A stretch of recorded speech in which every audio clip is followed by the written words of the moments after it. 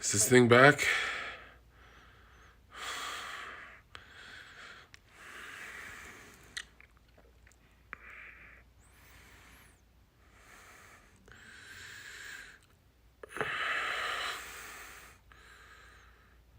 Oh, we're back? Hey.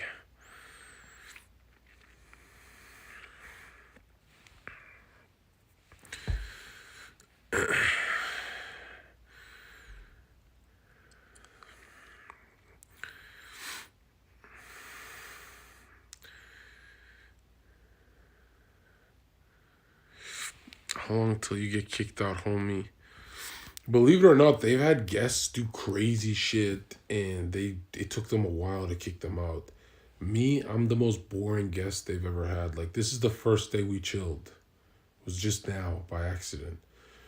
Because usually everyone's just in their rooms, and I kind of like that.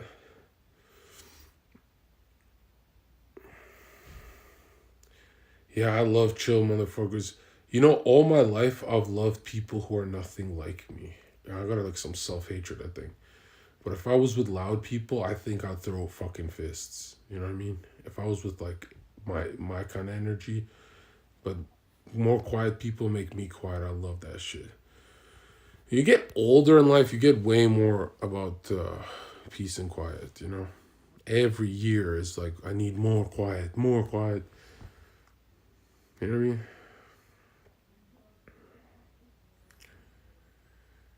Yeah, it's weird.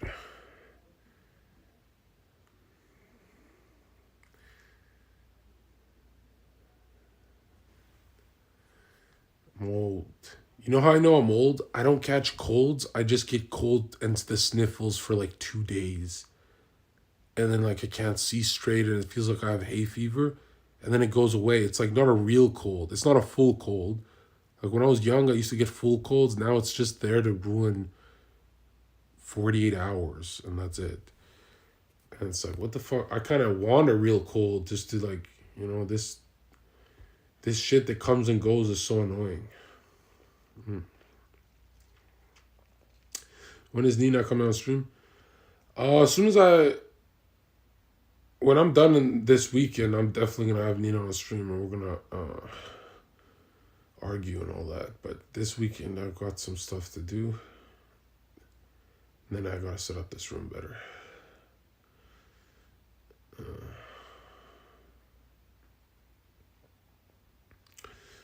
I hate that because I'm like, I feel like this cold will come back in a week. You know, I felt fine yesterday, but crazy.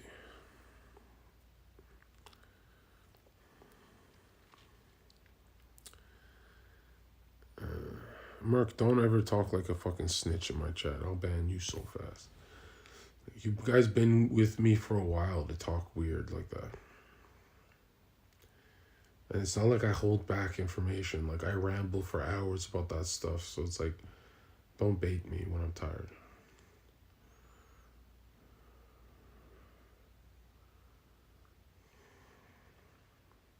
If I'm rambling, I'm in control. But if I'm tired, I'll say something stupid.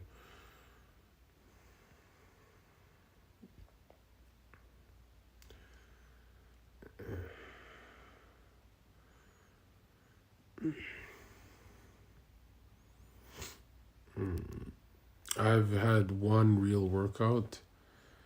And I think tonight I might have another because I have a bunch of pent up energy. And yeah, I'm gonna get pretty fit this year. It's weird when I say that because, like, like my heart used to race when I said I'm getting in crazy, I'm getting in crazy good shape because I go pretty extreme. But I just gotta remember that's not me anymore. Now I just have to be, good. But, I used to really be like, oh, I'm getting in shape now. And I would take things a little too far. And that was like traumatizing, like it's supposed to be about health as well, Yeah.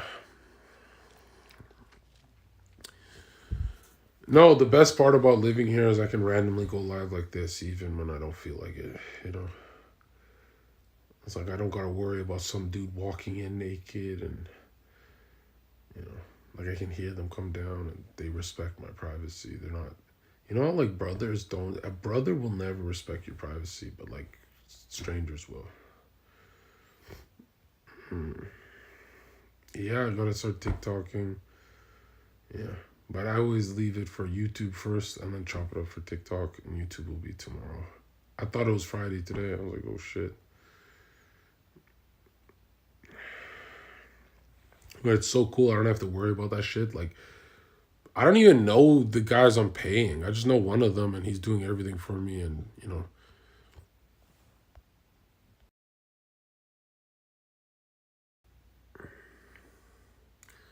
like nothing in my life ever feels better than feeling like I'm at work. Dude, if you do content, you know what I'm saying. If you create things, you know what I'm saying. People get lost in it, because they think they're just chilling with a camera. And it's like, no, dude, we got a mission. So I'm stoked. I'm glad that these guys, I don't think I even want to treat them like buddies. I'm going to treat them like, hey, let's get the clips, bro. Let's get to, like, for some reason, things go right when you're ruthless. I mean,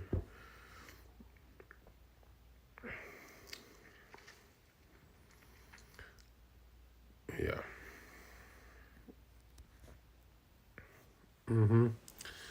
Fucking love this beanbag, bro. It is actually $1,500. I just checked.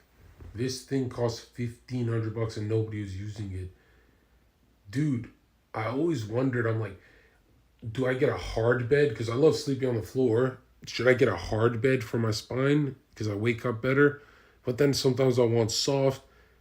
Dude, you want a beanbag to sleep on. Your spine is perfect on a beanbag. You think it's wonky and shit, but the beanbag fills up your arch like it's fucking you in the ass.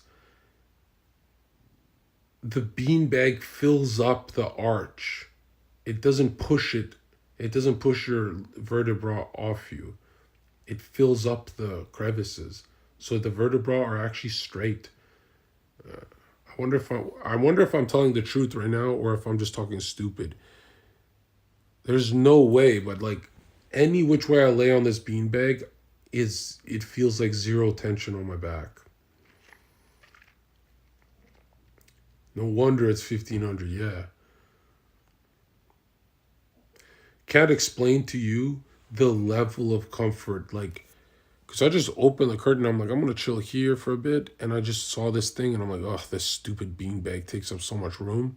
I just laid down on it, haven't gotten off, spent 9 hours sleeping on it, the most I've ever slept in my life. And dude, you could parachute position, you could do any position and just go to bed, dude. Like,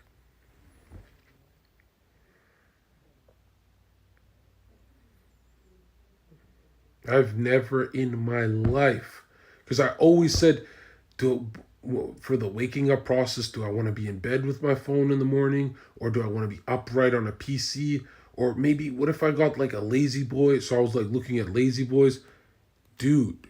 If you want to be chilling at home, it takes up a lot of space though. But if you want to be chilling at home, right? But also get a text message to go out where you roll out of bed quickly, it's the beanbag, dude. The beanbag is like, you don't have to commit to being lazy. You can get off this thing. You know what I mean? But a bed is like, sometimes you're just like, oh, I'll just go to bed, have a little nap. And naps are so gay. Like, that's such an old man thing to do. Naps are depression, bro. But beanbags is like awake. Dude, today I would not be able to nap because I felt like I'm going to miss out on this beanbag experience. And why I make this such a big deal is it's traumatic to go 28 years of your life not realizing how comfortable a fucking beanbag is. I thought it'd be filled with something annoying or something. I don't know what the fuck's in it, but it's like you're on a cloud, like you're fucking Michelangelo painting. And and you think it's like going to be a sexual thing. It's not. Zero sexual. You don't get hard on it. You don't have sexual thoughts. It's like this innocent comfort. It's not like you don't want to share the beanbag. Like you could have a hug, right? You could chill with someone, but you don't want to share the beanbag when you're on it. You know what I mean? So, yeah, man, I spent my whole life using sofas and something about a couch that I hate, man. I hate the fucking couch, bro. I've never felt more rich in my life, like I'm a billionaire, than fucking laying on a beanbag. Why it's a big deal to me is I know I have to get a bed in here and I'm coping. Like I know I gotta do the grown up thing. And I know I'm just gonna stay out there with the fucking beanbag all day. And then I'll be thinking like, yo, why is my bed in the spot of the beanbag?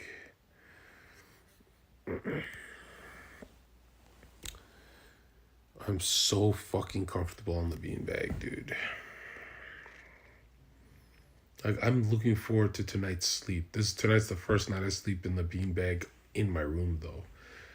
I'm looking forward to this. Because I'm like, am I gonna sleep on my side or my I never sleep on my back because I always think someone's gonna punch me in my sleep.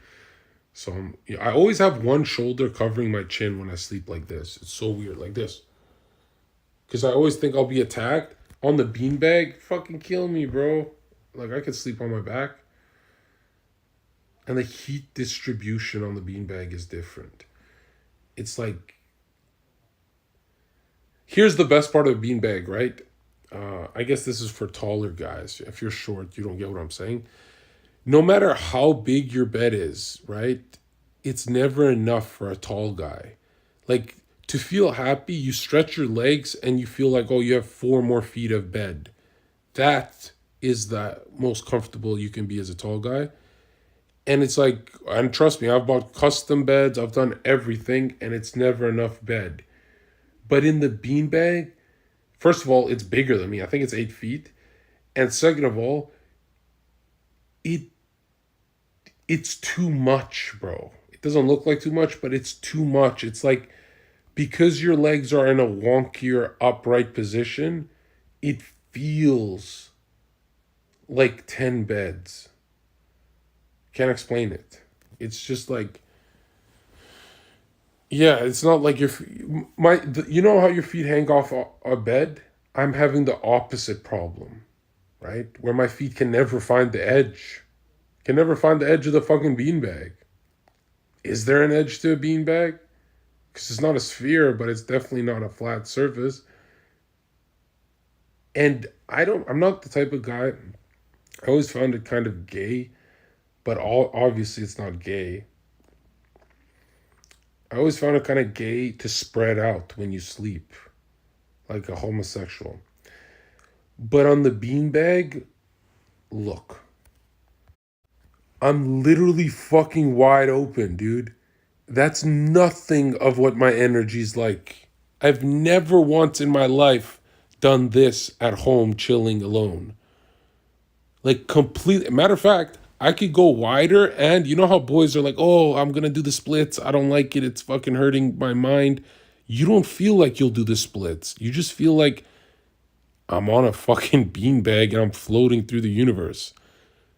And in my head, I'm thinking like, okay, I don't smoke weed. I had a sip of that White Claw. I'm not an alcohol guy. I think I want to start doing edibles just to experience this beanbag. Because when I used to do edibles, I used to like look for a spot to become a fucking munchkin.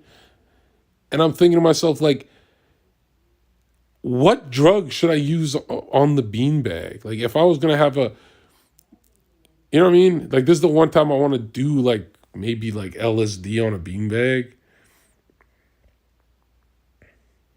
It's insane, dude. That foot looks like it's off the edge, but it's really not. It doesn't even get close to touching the ground because the beanbag is shaped differently. Right? Yeah, it's fucking huge. And it's angled so this side's higher than this side, which bothers you until you're on it. When you're on it, dude, like your legs Think about it. Your legs are higher than your head. Wouldn't that rush the blood to your head? No, it doesn't.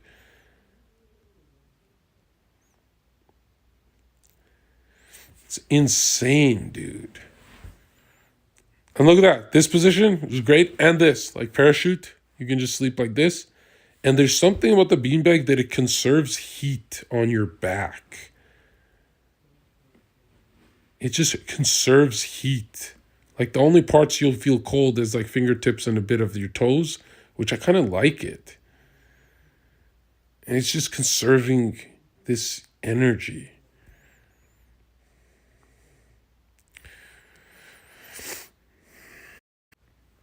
I didn't know things like this existed, dude. I didn't know money buys happiness. For $1,500, you could be as happy as me if you just hit the link below at razorsbeanbagstore.com. Thank you for coming to the stream. I'm kidding. This is not a sponsored stream. But I would love to work with this fucking company. I love this company. Put me on a lie detector test. This has got to be the greatest fucking money ever spent.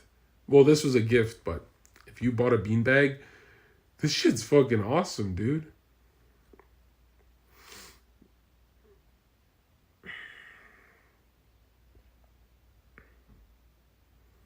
Is that the real Matan? Am I saying it right?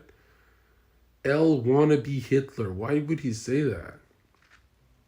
He said, shut up, cracker, kill Albanians.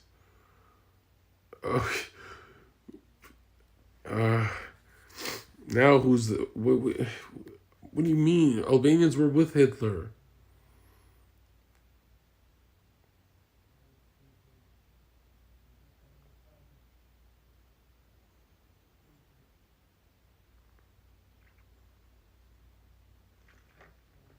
In World War II. That guy's crazy. You know who hated Hitler? Slavic people.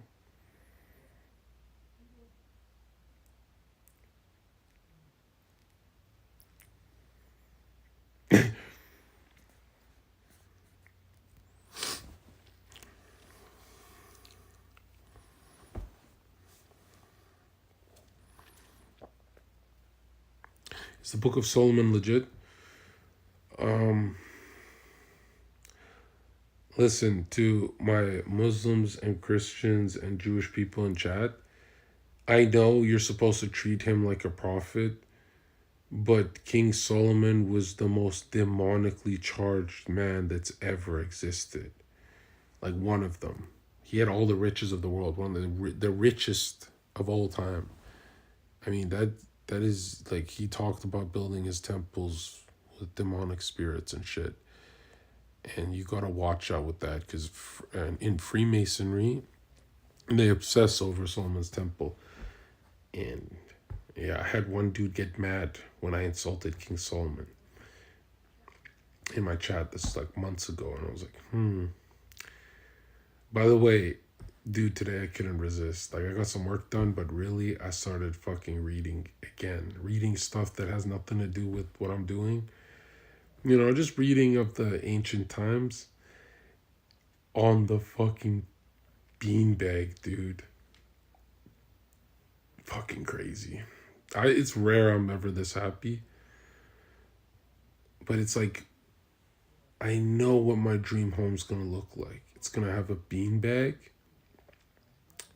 It's gonna have, what else? I want to say backyard, but do I really want to let go of this Miami thing? Like, what if I spend all of 2023 away from Miami? Miami's the best place on earth. Miami is literally the best city I've ever been to. Like, that water is green, bro. That's... But I'm liking Texas, you know. First few days was okay. Now I'm like, this house is fun, dude. These guys have day jobs, so during the day I'm just here alone, plotting to take over. So sick. Except there's something weird about Americans. It's like they like hover around for a tip when they drop off your Uber Eats. And it's like, dude, I spent $300 a day on Uber Eats. You really think I'm tipping you? I've been doing this for years. Like, you know how much money I spend on this shit? You really think I could have $1,000 cash that I find on the street and I'll never fucking tip an Uber Eats? The fuck? I will never, ever. I only tip like the trip. I don't tip, you know how people hand him cash? I went on vacations to Mexico and I was tipping $150, $200 a tip. I went vacations, Vegas. I went everywhere and I tip huge. I go to restaurants, I tip huge. Uber Eats, you want me to tip on the thing that I need every day of my life? You think I'm cooking? And I'm like, yeah, I'll throw in a little bit of tip, but they expect a cash tip as well. That's what's so weird. American buddy of mine said, John, you tip with the app, but then you also have to give them on their hand cash. And I'm like, is that why they like hover around and stare at me? The fuck are you looking at? The fuck you want to tip for? If, bro, I use the fucking app every single day. You want me to tip every fucking day of my life? Who the fuck pays $300 for not, it's not even groceries. $300 and 80% of it gets ate in the morning. No, it's not $300. I'm thinking Canadian. It's like 180. No, he wasn't trolling me. People tip cash at the door when the Uber Eats guy comes. And I'm like, bro, I tipped in the app. Why are you staring at me like you want a cash tip? You want to make out? And Americans always do that. Canadians don't. They know they got the tip in the app, so they fuck off. No, Yassine taught me this evil trick.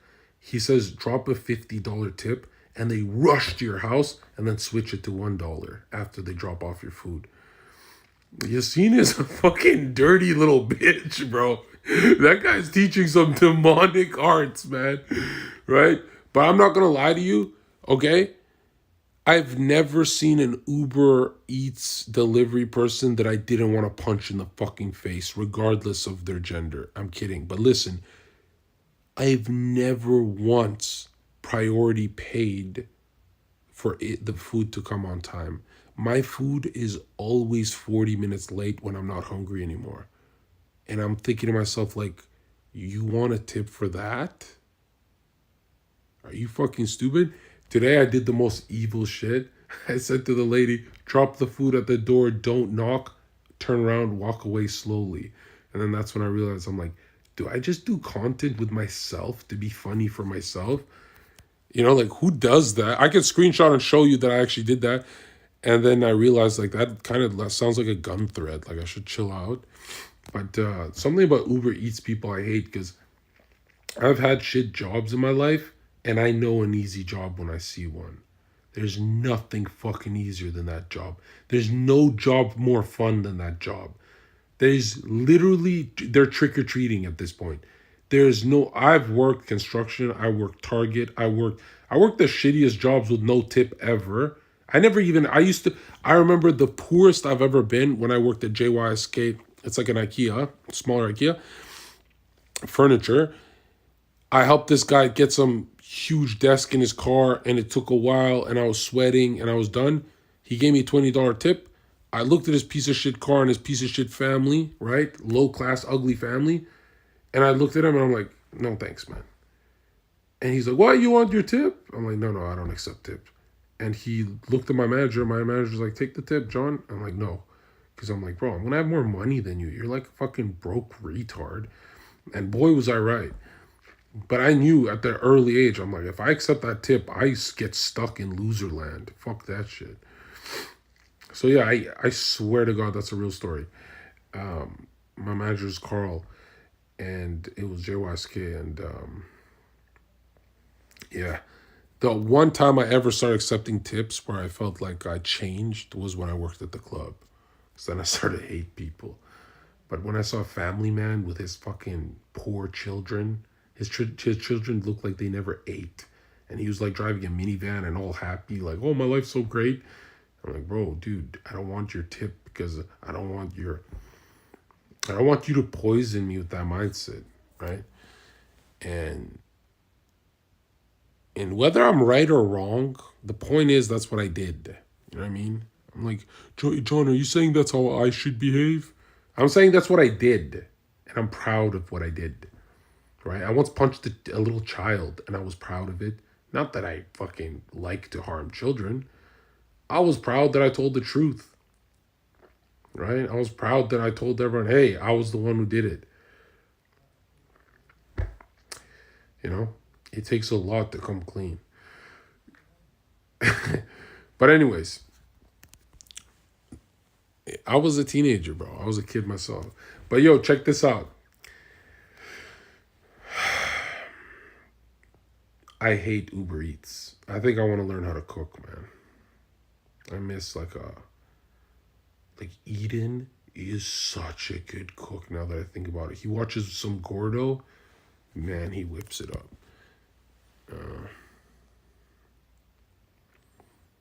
Because it's weird. I order food and then I don't eat it all day and then it gets bad. And then I go, fuck, what a waste of money. You know what I mean? Yeah.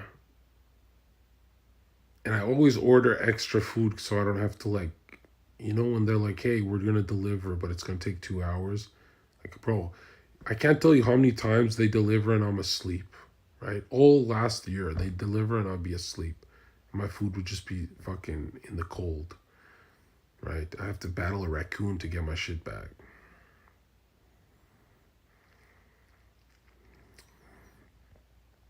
John, why didn't you shave your underlip? You look like a goddamn Mexican. Get going on. I'm like this kind of guy who doesn't really try to look good. I'm just good looking. Like I don't go to the barber and say, give me a nice mustache. And I don't really try, bro. I just fucking try and, like 1 week I do a beard, 1 week this, but I just switch it up. I don't really like do that thing where I try hard, bro. That's you, bro. I didn't trim the middle, I swear. No. No, this is because I just wiped my face with water that it's thinner. But I didn't. And I didn't lose the lisp. I can feel the teeth hitting the fucking lip, man. Which, by the way, the beanbag is better than the teeth are worth the money, but the beanbag's better, in my opinion. Because the beanbag is tension release, man. I've been living my life wrong, bro.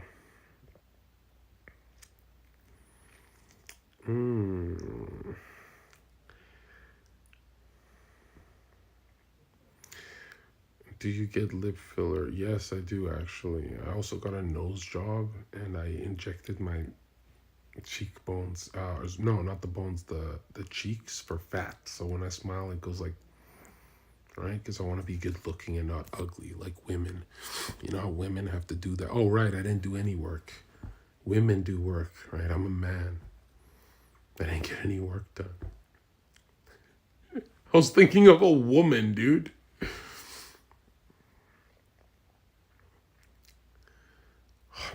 I'm so cozy in this beanbag.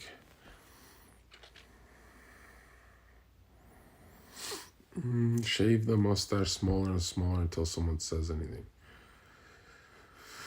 Oh, shave this until Poland is invaded? Is that what you want, you fucking racist?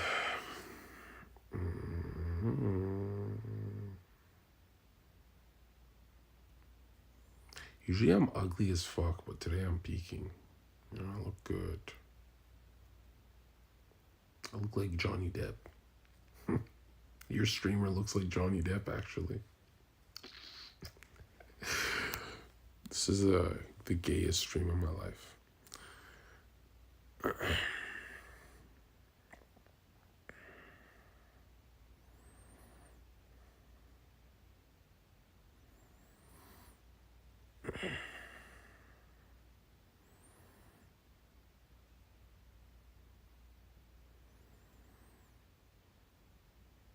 Bro, what books do you recommend to read? Manny P. Hall, and you can start with audiobooks actually, but then it's not going to be enough. You know, there's some you can't find that you have to just grab. But Manny P. Hall is the best place to start. Like, that is a good spot. I recommend Manny P. Hall because the books that I read, you know how like I joke around about them being useless for business? Not really, dude. Having a mastery over your mind is business. That's what you're busy with. And yeah, I like Manny P. Hall. The one book I'd say I don't recommend is he has one on demons. I don't recommend that one, but the rest are all useful.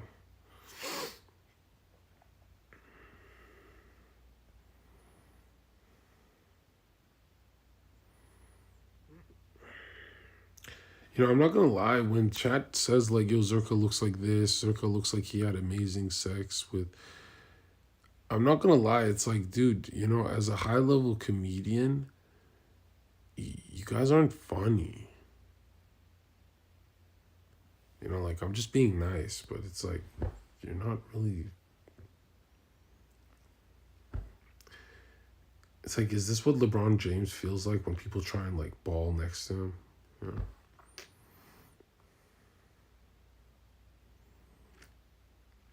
Like, is Kebab supposed to be funny in chat, bro? And why are you named Kebab?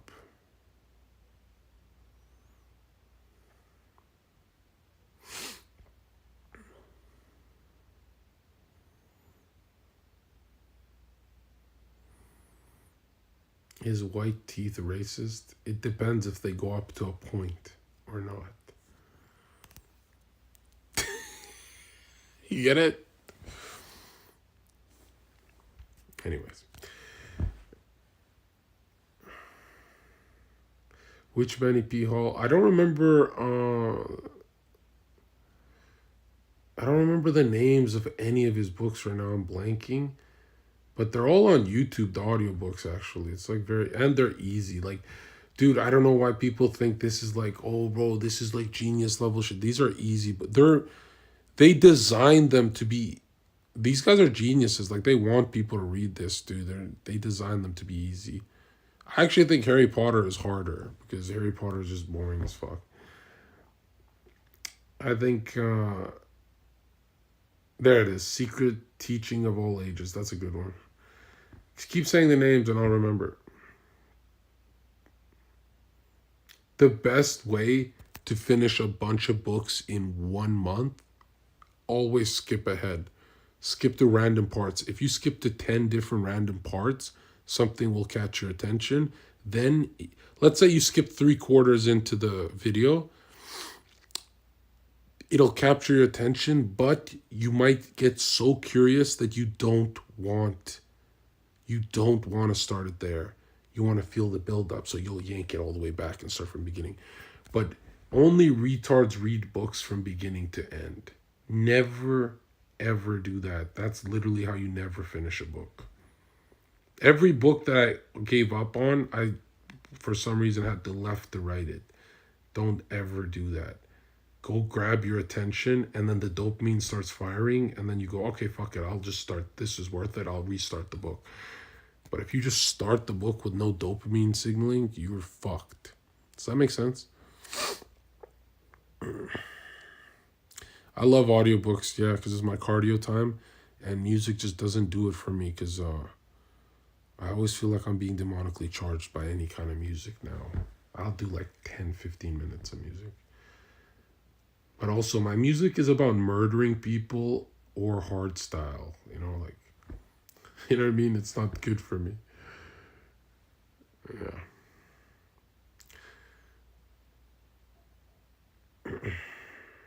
Yeah, that's how good content creators work, true. Yeah. No, my whole life changed when I think it was Leo Longevity, and he said, "Go look at a coke addict." I think it was Leo who said this. He said, "This is the most genius shit I ever heard in my life. I wish I heard it when I was 18." He said, "Go look at a coke addict that's fucking with their dopamine. They can watch Game of Thrones on coke all day and tell you," he didn't say this part, but I'll add this part. They could tell you the meaning, the hidden meaning, the symbolic meaning.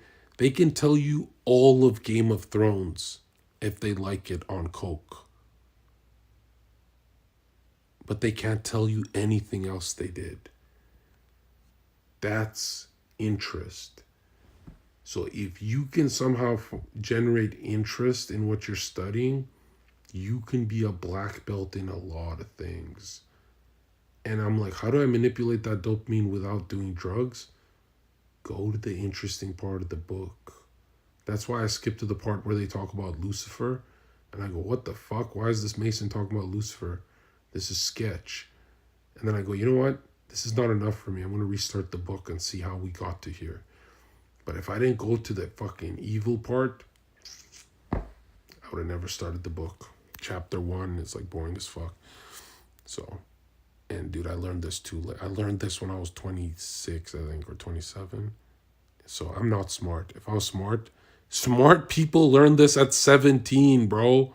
Have you seen the smart kid in your class? He opens the textbook, goes to the good parts and looks through it, and he goes, oh, this is interesting. Then he reads out of interest. Then he goes back to the beginning. Like, dude, this is just curiosity. This is like, I'm a retard for figuring this out late, but I never, when someone explained it to me through dopamine, it made more sense. I was like, oh, shit. You know, you could like, let's say you don't like playing ping pong or tennis. You could find a way to enjoy it and get good at it. You know what I mean? So sometimes I'll open a book and I go, I just can't get into it. Won't read that day at all. And then other times I'll go, whoa, I'm into it. And I'll spend literally 6 hours making sure I finish it. So like I pick and choose if if there's interest or not. Because all my life I thought, if you just study 4 hours every day, bro, Monday is not Tuesday. Monday is boring. Tuesday gets more interesting. Tuesday you can read more. Monday you just don't want to read. Like there's different, you got to choose your battles if you want to be a genius. You have limited time on earth.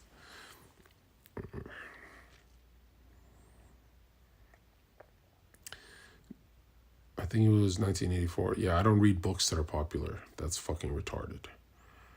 What the fuck? Hey, John, I read The Art of War. Oh, really? Yeah, I'm going to tune into your stream and listen to that fucking shit. Right? It was like when Jackson Hinkle, someone that I really admire. I'm like, you're a fucking smart kid. You just get it. And I'm in his house and he goes, this book changed my life, John. And there was like this 2-state solution book. There's all like, oh, these are nice books. And then I'm like, you should get into philosophers, because those are not just books that, when you read philosophy, it actually buffs your learning. It's like a buff on other things. I can't explain. You know what I don't know if that makes sense, but some books will teach you about a topic, and philosophy buffs you on those topics. Like it teaches you how to understand those topics deeper. I can't explain it, but anyways, I'm telling him what books to get. He likes my recommendations. He likes Haz's. And then he says, yo, this book is one of the best books ever. And I'm thinking, like, Jackson's a smart guy. What's he going to pull out of that fucking cabinet? And I love it because, like, all of our friends, none of us read books. None of them read books except me, Jackson, and Haz. So we kind of feel dorky when we're around each other. But it's kind of cute, too, because it's like we're not fucking retards who just watch YouTube all day. And he's younger than me, so he's, that's smart for him to start early, right? And then guess what book he pulled out? Like, I wanted to punch Jackson in the face. The book that he pulled out was My Life Story by Dan Bilzerian.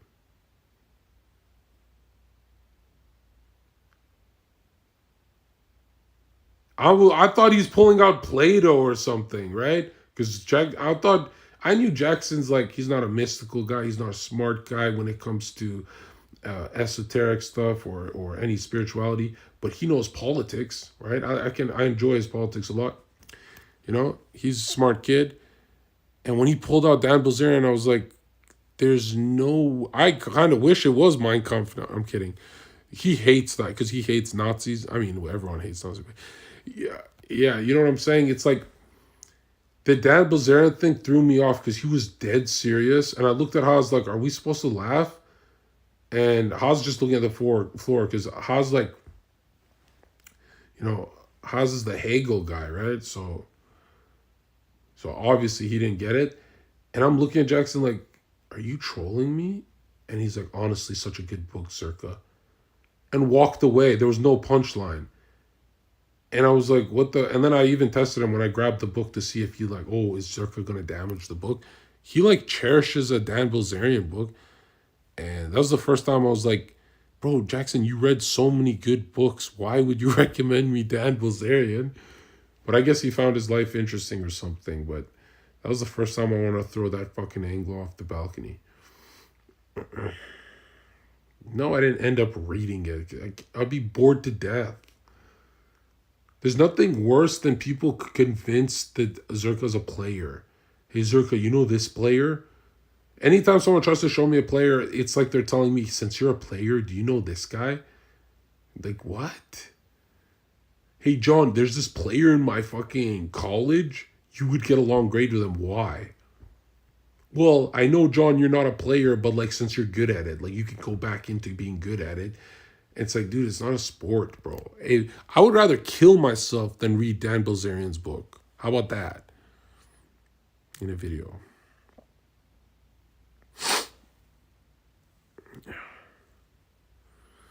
How come there's no street fight videos of you on the internet? Probably the same reason that there's no fucking not one Instagram picture of mine.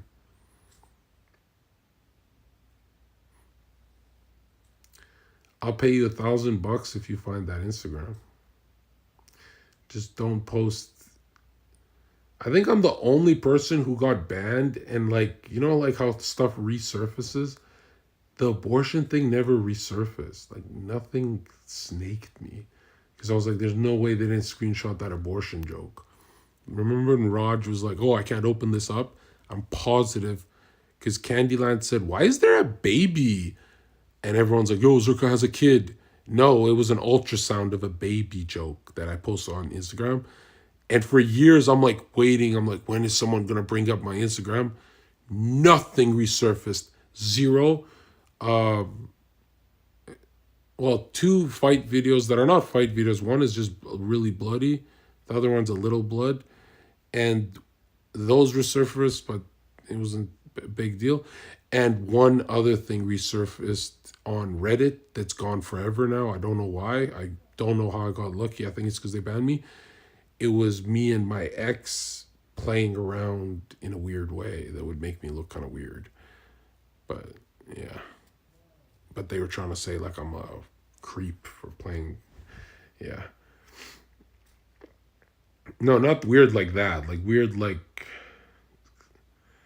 it's not like to cancel me. It's just kind of cringe now that I think about it. Like I'm kind of glad it's not. I don't even know why I was on my Instagram. But yeah, nothing on my Instagram. Maybe 100 pieces of content. Not one of them ever resurfaced. Not one dude on Discord has ever had a screenshot. Not one out of half a fucking million people. Which really makes me wonder, like, how fast did I get banned? Because I found out the next day. But, yeah. At first, I was like, oh, I'm lucky. But now I really want some of that old content. Like, that was my shit, you know. One-on-one pick a bouncer will fight you. No, that's not a video of a fight. That's the aftermath. That fucking guy got rocked. And that's not mine. I'm just there. I don't do that. I would pay money to have some of those old photos of me. They look so cool. I have some badass photos on that Instagram that's like, you ever have moments in your life you want to save forever? My dumbass is like, oh, I'm going viral. So, like, I guess now, nope, gone. And I don't think it's forever. Like, I'm positive. If one day I said, hey, $10,000 to find,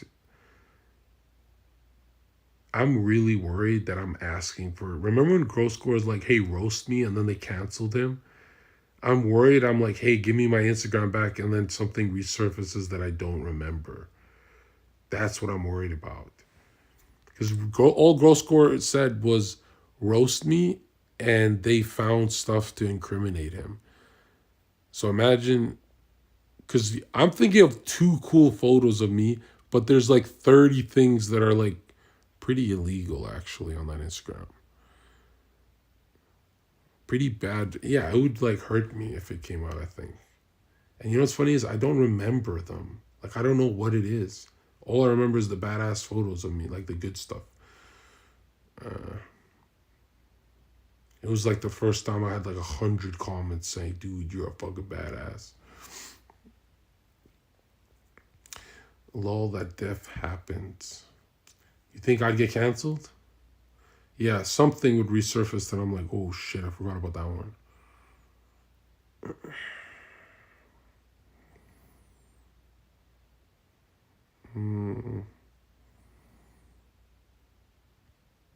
I still want it though, because those years I'll never get back. Those are my formative years. You know what I mean? Those are some of the greatest years.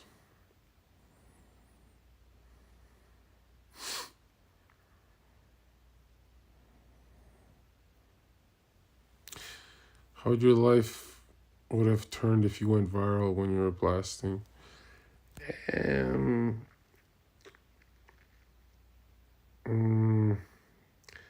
I think I would have been more boring because I just went to gym all day and talked about gym.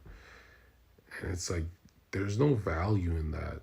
Like, hey guys, this is how you pick up a weight and put it down, and this is what you eat. And like, that is, there would be no truth to my channel. It would just be a fucking meathead. I don't think it would have been that badass, right? Plus, that's like, I don't know, it's just like 1 billion channels who do that already. Unless I was blasting and then working downtown, that would have been violent. Put a GoPro on my head. I remember when Eden said, he's like, every word you say is so comedic, you always sound like you're lying, and you always turn out to be telling the truth. And then you go back to saying something else, and it's like, nah, Zherka's lying. But it's like, everything I say comes true, bro. Dude, I just sound like a fucking retard. Here, check this out. I mean this, right? I bet I could throw a football over the mountains. See, that's a lie. Let's try my best. I'm a horrible liar. Remember in Among Us? Can't do it. But yeah, dude, to think like my old life is gone and now I'm in a beanbag, a bunch of money, and just like my whole future ahead of me. It's crazy. I'm blessed. I'm blessed with my work ethic. It's not showing this year. I mean, it will, but just not today.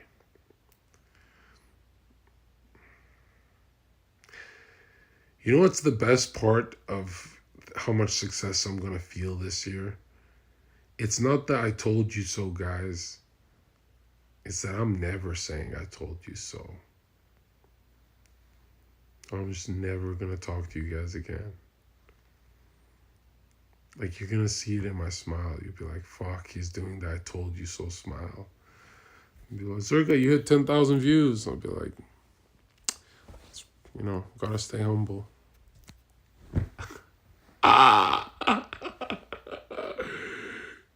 Isn't it the greatest thing when it's like, oh, finally the dude who had a problem with my mustache, he finally gets to see my life peak while his life, here's the best part, gets worse.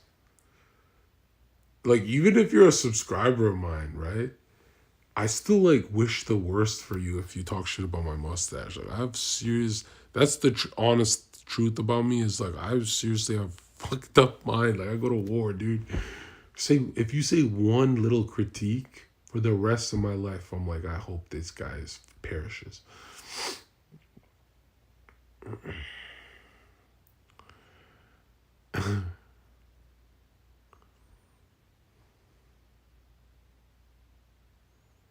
What? George, you watched me when you were in high school? What the fuck are you talking about? You make it sound like I'm old as fuck on the internet. Jeez. You know, when I think about it, yo, this is cocky, but let me know if you want to hear it anyway, okay? I swear I've lived 1,000 lifetimes in this one lifetime.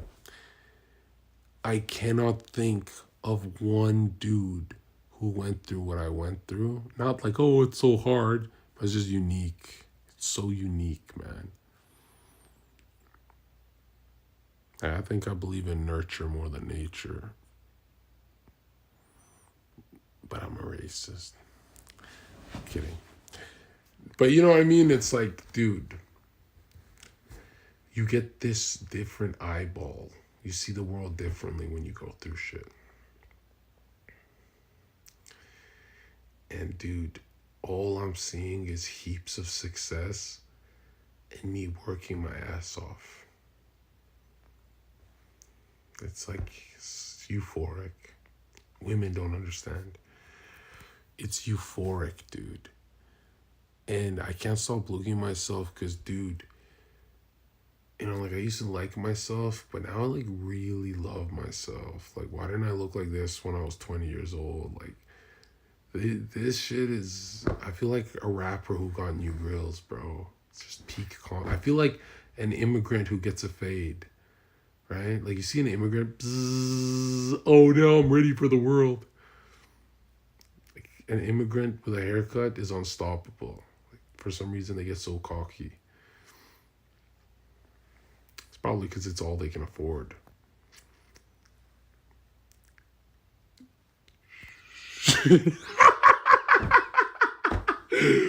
I am the immigrant, bro. We can get away with that one. I'm so sick, man. Peeking. I'm peeking, bro. Are you peeking?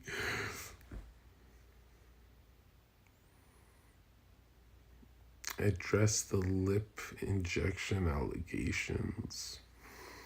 I can't, because when I talk about it, it sounds like I'm lying. Even that sounds like a lie. Wait, even that. You know what I mean? And then I start giggling, and then people go, wait, did he actually poke his lips? Like, is this guy gay as fuck? You know what I mean? I can't talk about, those are bait questions, because then I just look, me rambling makes it sound like I'm lying right now. I didn't get lip injections, but dude, I have insanely good lip genetics. Like, these are some, that's why I hate women, because they don't own lips. But I'm telling you, when, you know, like girls talk about my eyes and stuff like that, but I'm like, bitch, look at my lips. Like, why are we pretending like those aren't the best? But women cope because all their exes have no lips. So they're like, if I see Zherka's lips, like I'll never be able to fuck another guy. You know what I mean? But like, let's be honest, man. Like, I'm like a diamond, but I keep myself in the garbage can, you know? Just like, don't take care of myself. Like, I'm just not a fucking narcissist, bro. I just don't care anymore, bro. It's all about fat lips, bro. Like, if you don't have fat lips, your face looks fucked up. And jawline. I saw a dude without a jawline today, and I actually understood murder for like a split second. Like, intrusive thought, oops. But I was like, oof. You know, I understand the jawline thing. Like, if you're a man who doesn't have a jawline, you know what's the worst? Most guys who do roids, they just still have like these fucking saucer, like they don't have jawlines, bro. It's like, how could you be a man without a jawline? You know what I mean? Like chin, yeah, exactly. Yeah. I just want to be young forever, man. It's fucking FTS. Yo, listen. This is what I love and can't stop loving. Get fucking wasted at parties from 9 to 7. I love fucking getting loaded. Take some pills and go to La La Land. Spending all my money on dope and extremely high priced tickets. But fuck it, at the end, it's all worth it. I like to live in my own world. Fuck regular life. Fuck a beanbag. I'm told to enjoy every minute, every liberalism. You know, that song makes sense when you're young and then you get older and you go, wow, I almost killed myself with that ideology. Like, that is dangerous. I'm told to enjoy every moment. That's dangerous.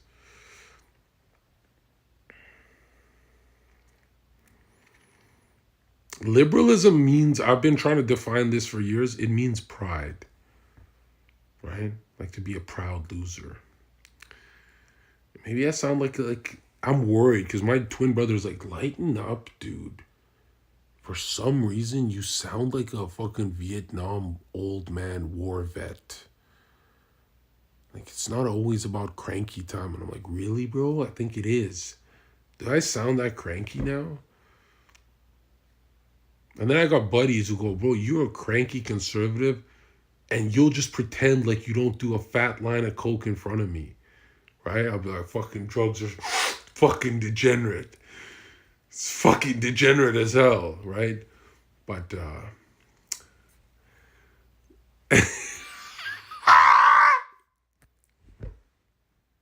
Slicker's forced laugh.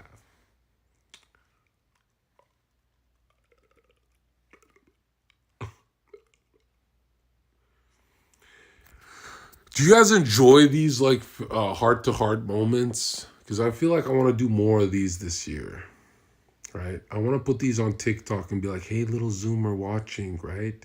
Hey, Zoomer watching, you're going to grow up to be a pedophile because you're a liberal and you're a deviant and you watch porn at 17 like a fucking loser.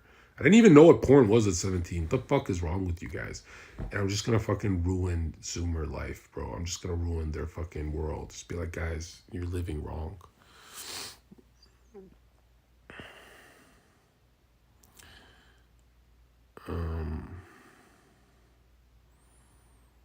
Andrew Tate place. Take Andrew Tate place now that he's gone. Yeah, I mean, if I use some OnlyFans friends to get a quick Ferrari, then I'll get higher view clips. I could do that. You know what I mean? Or I can do the hard way.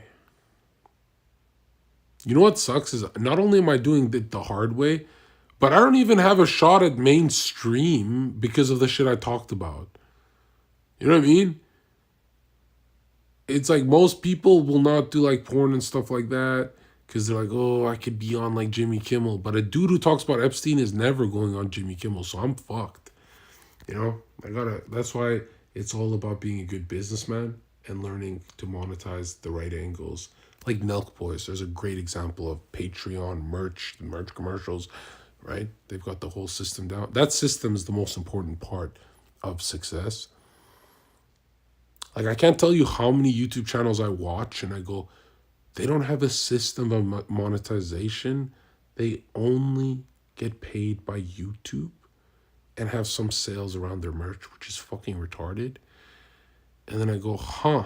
Like, if you know you're not going on Jimmy Fallon or Jimmy Kimmel because you say really edgy shit, then you should understand that you're not getting this $30 million paycheck. You have to make it. You have to force that paycheck.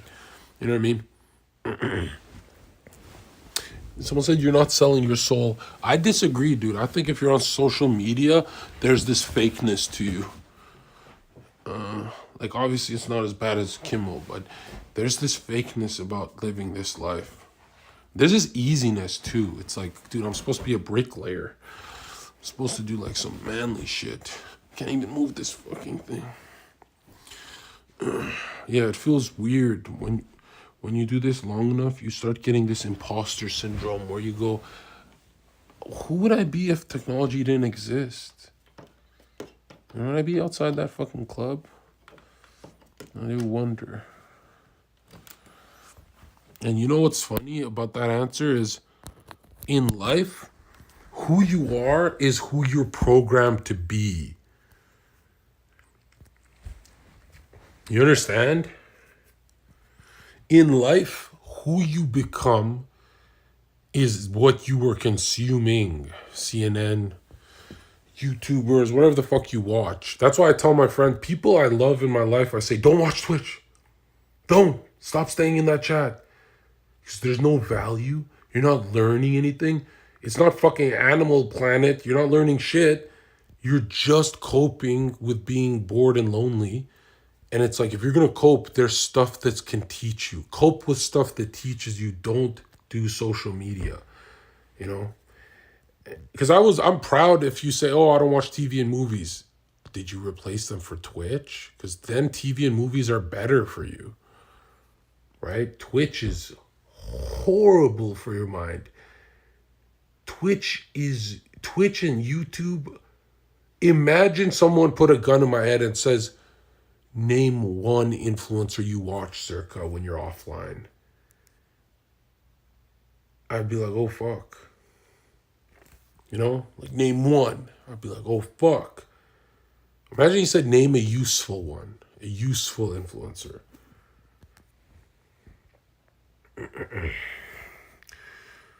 That's why I ask if I'm rambling. Because I go, dude, there has to be value to these. It can't just be about random shit. What if I only watch you, Haas, Jackson, Sneeko, Fuentes, Alex Jones, and those guys? Honestly, then you're literally you're literally gonna be on a watch list. Look, that fucking list of names: Zherka, Fuentes, Sneeko, and Haas. You need to tone that shit down, bro. I think you learned enough. I think you have to go get re-educated in our Discord. I think you've learned too much, my dude. I don't even do that much. My dude, that sounds like me when I'm banned on Twitch. That's all I used to do. That's like, no. But you know what's funny is I can't watch a red pill guy because as soon as a red pill guy says, I'm fighting wokeness, I go, I know this bit. This is my bit. I get bored. So I can't even watch my buddies because I go, oh, you know, it's like hearing my own thoughts. They're saying the exact same shit. Like we're all, you know what I mean?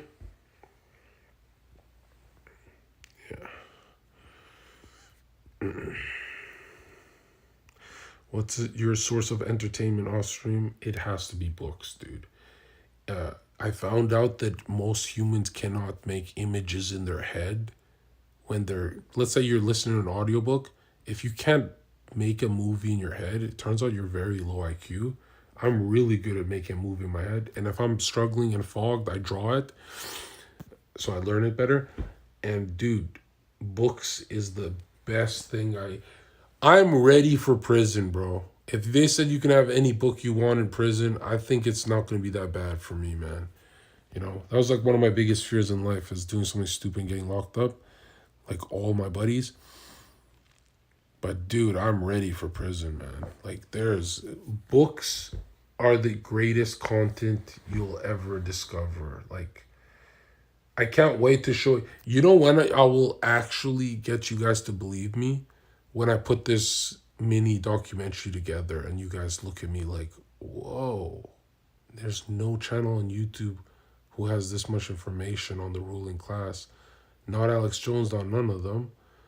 And I mean like the details. Like everyone says, oh, they sacrifice kids, but how do they do it?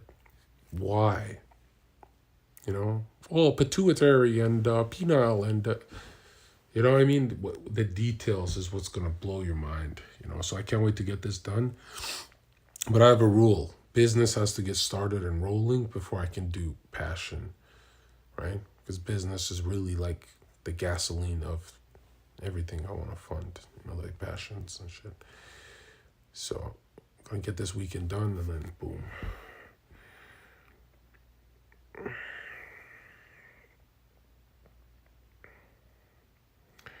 Yeah, pineal gland. I know there's something about pineal gland. Yeah, I saved everything of Manny P. Hall's. Manny P. Hall's like a starter pack. The greatest book I'll ever recommend to you is a book that you cannot finish as an atheist. You can start it as an atheist, but you cannot finish it as an atheist. Morals and Dogma. And people point at me and they say, Zherka, you sound satanic that you promote this more than anything. And I'm like, my dude, finish that book. It's 1,000 pages making an argument for morality and God. You know what I mean? And it tells you why the atheist position is stupid, but you can never actually figure it out because scholars find this book hard. This is one of the hardest books you'll ever do. That's why you got to do it. Like, I'd recommend you finish this book 10 times, and if you finish it 10 times, you'll remember it like you read it once. It's rough. Like, I like the English, right? It would be like, and so, let's say, I like the English. It's tough though. It's a tough book because it's like every sentence hits you 4 times and you gotta redo it. But yeah, there's free copies and shit. I bought one. And Morals and Dogma is the greatest. It's the Masonic Bible, pretty much. And it's the greatest fucking book I've ever read because it's just 100% truth. Because it's not about like, oh, evil shit. It's about arguing about morality, arguing for morality through the Abrahamic texts. But the best part of it is the whole book talks about destiny. Right? And no, I didn't finish this book when I was young. I finished it this year or last year. Yeah, or maybe 2 years ago, but not, I was on Twitch for sure. The whole book is about the streamer destiny and nihilists and how they cope through the world without God. And it's mind bending because it's like 1,000 pages arguing about how you cannot deny God. Like, try and any author you read, you can find a Weasley little debate in whatever you read. But this guy leaves no room for debate. So it's like, you just finish the book going, oh shit, God is real as fuck. Then there's satanic parts where they talk about Lucifer and stuff like that. But really, the Freemasons pay all the respect to God. It's just they get greedy and use fallen angels to obtain that kind of gnosis. And for me, it's life-changing because you can listen to it in audio. For me, it's life-changing because if you want to have fun with that book, imagine a dumb DGG liberal trying to debate Albert Pike. Right? And the book doesn't discriminate against Christ too much. Like, you don't feel offended. It actually shows a lot of respect too. And then there's some fucking Luciferian shit. But it's not like what you think it is, where it's like they're angry and stuff. They explore every single lens. So through Shiva, through ancient India, through the demiurge, through Christ, they explore every lens to see where God is. Like it's almost like the Masons are looking for him, right? And what's funny is at the end, they just submit to Lucifer, which is like, are you fucking retarded? But I told this to my brother, and my brother's like, most people read that book, they're not going to come closer to God because of it. I think you should just recommend the Bible. And I'm like, but if you see the bad guys choosing Lucifer, then you'll run right to the Bible. But if you go right to the Bible, you're going to quit. You're going to be like, oh, I don't know if this is real and shit. But if you see the billionaire class go right to the evil, then you're going to go the opposite direction. It's like, does that make sense? Anyways, yeah, it's Yeah, but that's not like Manny P. Hall is like baby level, and then Albert Pike is like elite level. That's a hard read. Kind of, but it was a bit confusing. I feel like I should just stop talking about this fucking book and review it on my stream. But it might be like the most anti Twitch stream I ever do. Like, that's not for a Twitch audience. It is the slowest thing ever. Because you guys don't have to sit through the boring stuff. I bookmarked all the good stuff. I was going to wrap it up for a documentary, but I could go through a stream where I show you guys the bookmarks where it's like you can see Mammon and let's say the fallen angel of greed, and then we could talk. I think there's Azazel in it, which is from the Quran. I think there's obviously Lucifer. There's Moloch, talks Moloch. The problem is, bro, it's been months trying to bookmark. I want someone to help me. Like, if someone actually has, there's people in my Discord who are smarter than me, but they don't have the interest in this stuff, so they don't want to do the book. So I sent the book to a bunch of people. I'm like, yo, help me bookmark this book. Nobody helps me. But if I get 10 people to finish the book 10 times each, including me, then we can all share bookmarks. And yeah, because when you have the bookmarks, you could just go to the right to the good shit. But maybe I'm just an old man where it's like, dude, page one. If I start page one, I finish the whole book. You know, like I can do the whole thing. The first comment is so based. It said, I quit listening to music and made this my music, right? And here's what's interesting is like, a lot of people look at me and they go, John, this is satanic that all you read is Freemasonry. And I go, no, because you're reading a bunch of truth. But if you're listening to mainstream media that's from the Freemasons, not from their personal book, but what they prescribe for you, that is satanic. Okay? Their books are kind of like for each other. They're not that fucking bad. But if you're consuming mainstream media and all that fucking gay shit, that is the bad stuff. That's what you don't want, and you do that every day. So now, if the books were like conjure Satan, obviously I'd be like, yo, don't read this shit. But it's not. The books talk about like the chaotic female nature of God would be material, and then the fatherly nature of God would be the will and the world soul. And it's just nice to hear people. It's so refreshing to me, even if I got to hear it from my enemies, it's refreshing to hear an argument about God that sounds like it's ancient, like Plato wrote it.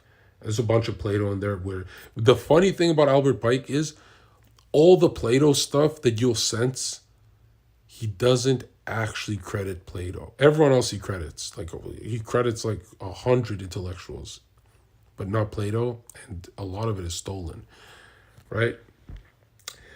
But what was I talking about? Is this interesting to you? This is interesting to me. This is gonna be my life's work after I make my first millions. Is I'm gonna be in a library, and I'm gonna go balls deep in this, right? Because I don't want to just have a sign saying the end is nigh, like I'm Alex Jones. I want to be able to debate it from every angle perfectly, where it's like, there's, you know what's the butter of life is seeing an atheist spirit broken, right? Because I'm so used to atheists being like, oh, Sky Daddy, and then you feel bad. But I love saying to an atheist, oh, you're a fucking atheist? Are you retarded? And then they look at me like this, why are you so sure, John? And I don't have to make a debate. I'll have all the bookmarks set up, and I'll have a whole video. I also gonna make this video once I get my channel going, which is funny. My channel's going in like two different directions, but they're gonna meet up, trust me. I also want to make a video called 10 Proofs There's God, right? Something like that. Where it's like, I can't tell you how weak the argument for God is from Muslim scholars, Christian scholars, Jewish Zohar scholars. Dude, everywhere I click, everyone makes a weak argument for God. It feels like a psyop. I'm not that paranoid, but it feels like a psyop. And I'm thinking to myself, like, they're making Sam Harris look smart, these fucking retards. But if Sam Harris sat down with the fucking devil himself, Albert Pike, he wouldn't be able to do those fucking retard debate tactics like with the problem of evil and fucking retarded shit that Sam Harris does. And I remember why I'm mad is because when I was in high school, I know DGG does this as an adult. When I was in high school, I was addicted to Richard Dawkins.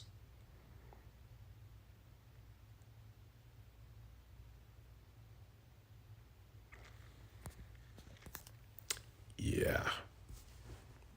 I only felt less cringe when I found out adults listened to him. I was like, that's so high school. But I used to think Dawkins was a genius when I was in grade 12. I used to think Sam Harris was God.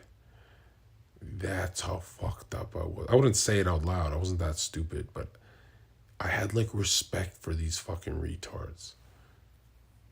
That's why I love Trump, that Trump dispelled a lot of things for me. Because, I had so much respect for Sam Harris, but after the 2016 wave, you just scroll down, the first comment is, wow, Sam Harris is a libtard.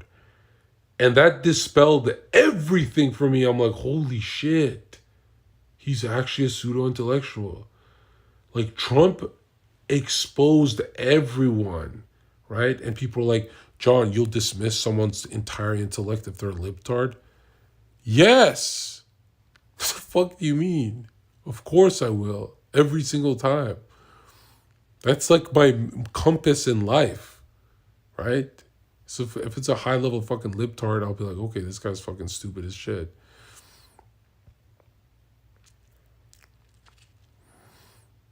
Trump is low IQ. No, Trump is a genius, man. Like, think about it. His rival had $100 billion. Bloomberg. And didn't get one vote. 100 billion with a B.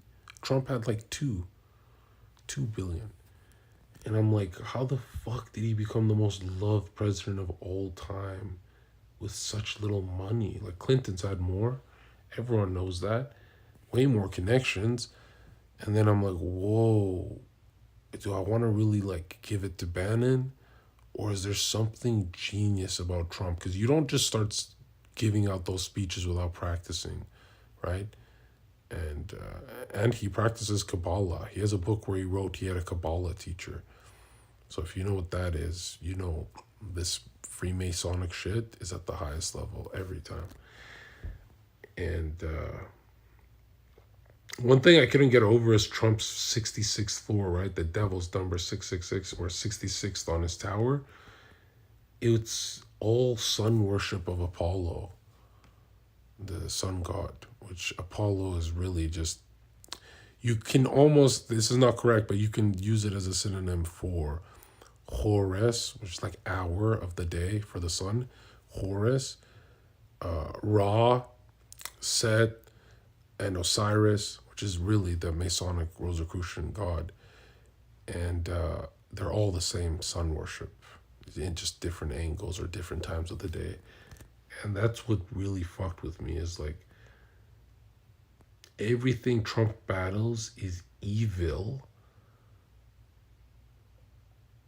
but why the fuck is Trump on the 66th floor with a whole golden room dedicated to sun worship of Apollo, and then he has the Kabbalah cube at the top of his tower? Mind-blowing shit.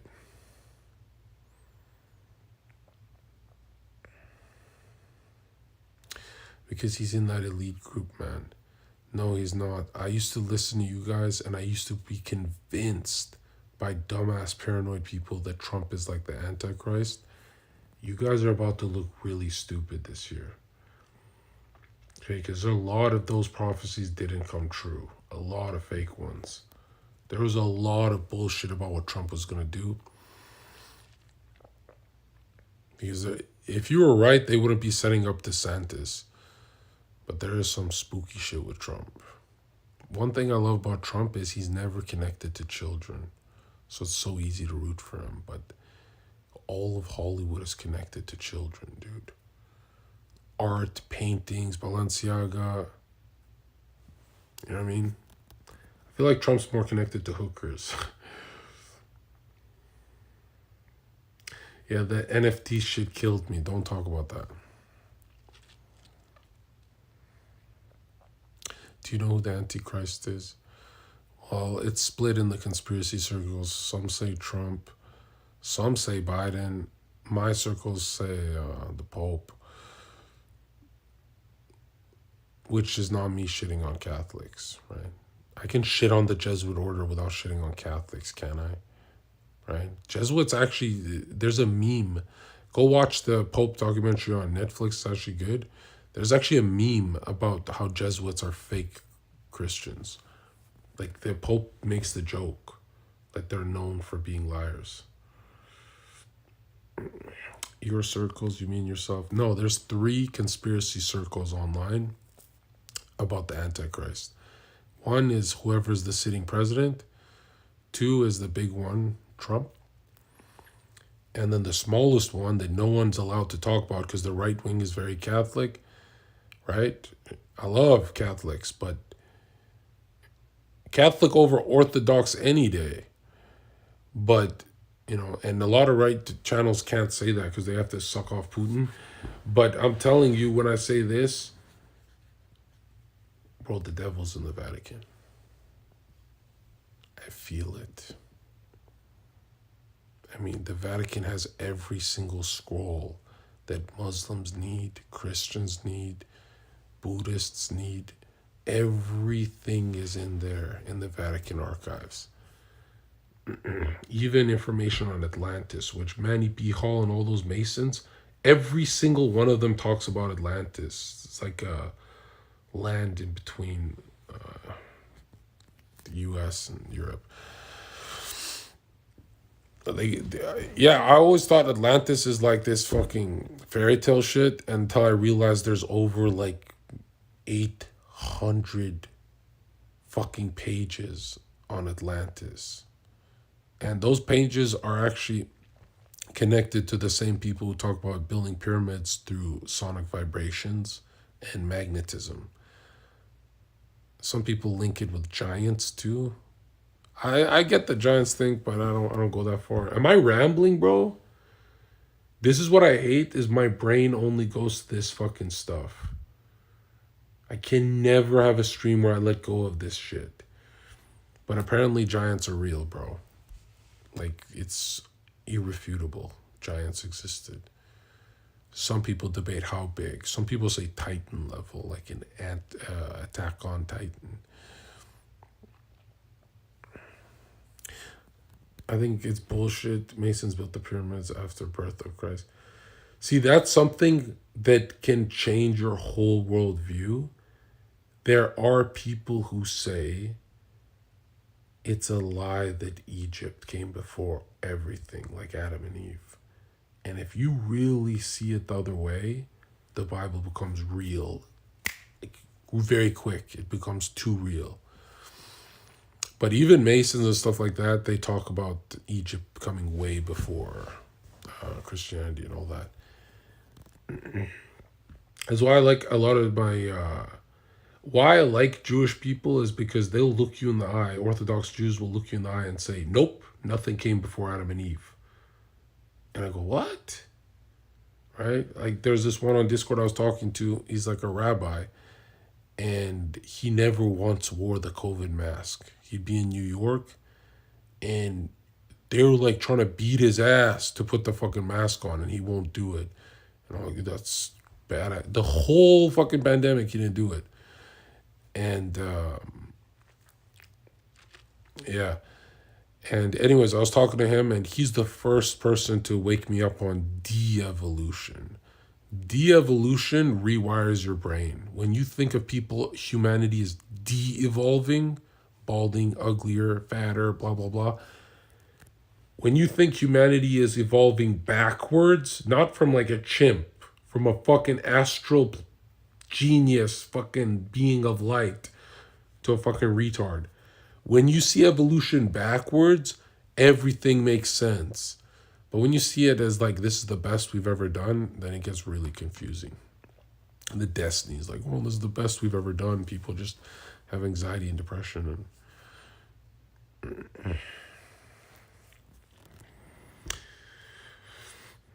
and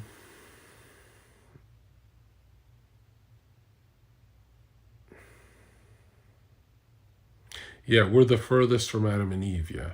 I hate that Adam and Eve is shown to us as primitive. Yeah, I get primitive is a good thing in this sense. Primitive would be like closer to innocence, before sexuality, all that, before shame, before fear, before anxiety. But they're still a much higher level than what we are, right? We would be considered like the slime soup.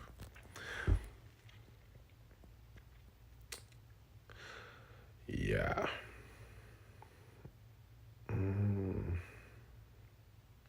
Rosicrucians, Masons, Jewish people, and Neoplatonists, all, all ancient religions as well, all believe they got visited by androgynous beings. Most of them from water, and that before man was man and woman, they were, male and female together, right? The two triangles,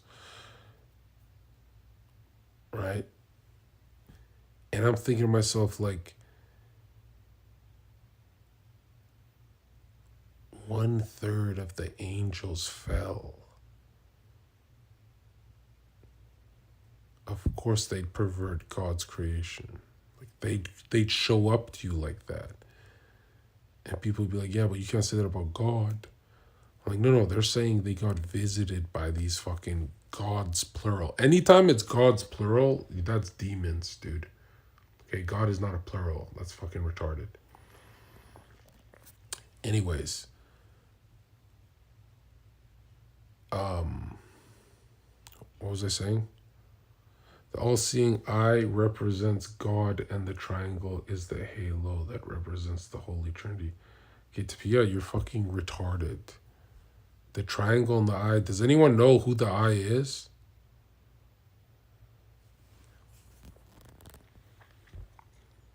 No, Tapia's right, but that's not what the eye is. The triangle is a trinity, yeah.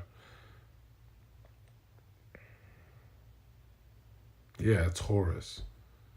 And who is the Mason's god, chat? This is gonna fuck you up. It's not Horus. Older.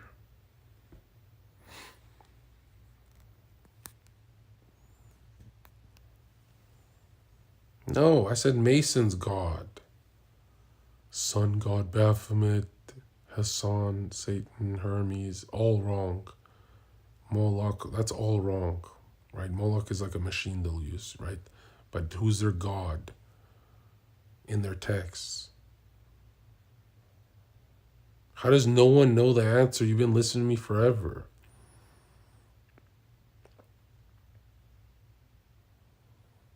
It's Osiris.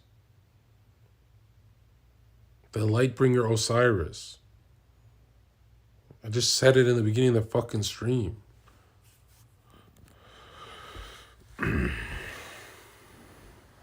So you guys are kind of right, because Osiris, Horus, depending on the time of the day, Set, whatever, Lucifer would all be the same light bringer.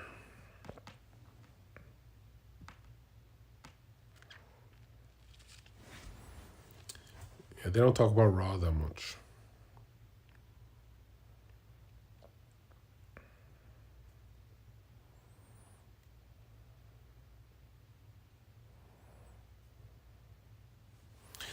Do you think all religions are related to Christianity? I'll tell you this much. The two mystical texts that are the least known, according to Pike, is the Zohar and the Bible. Well, they say Bible, Talmud, and then Zohar in that kind of order, but in my opinion, the Zohar and the Bible, these two contain a lot. Now you got to remember that the Zohar is like blasphemous against the Bible, depending on who you are, right?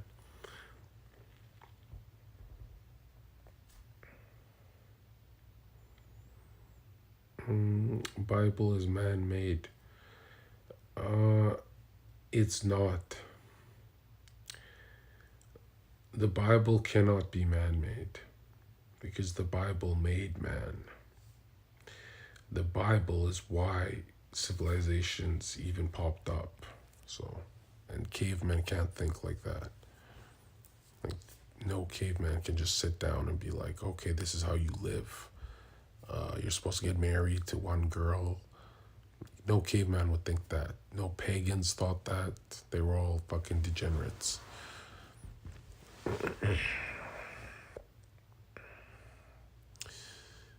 Yeah.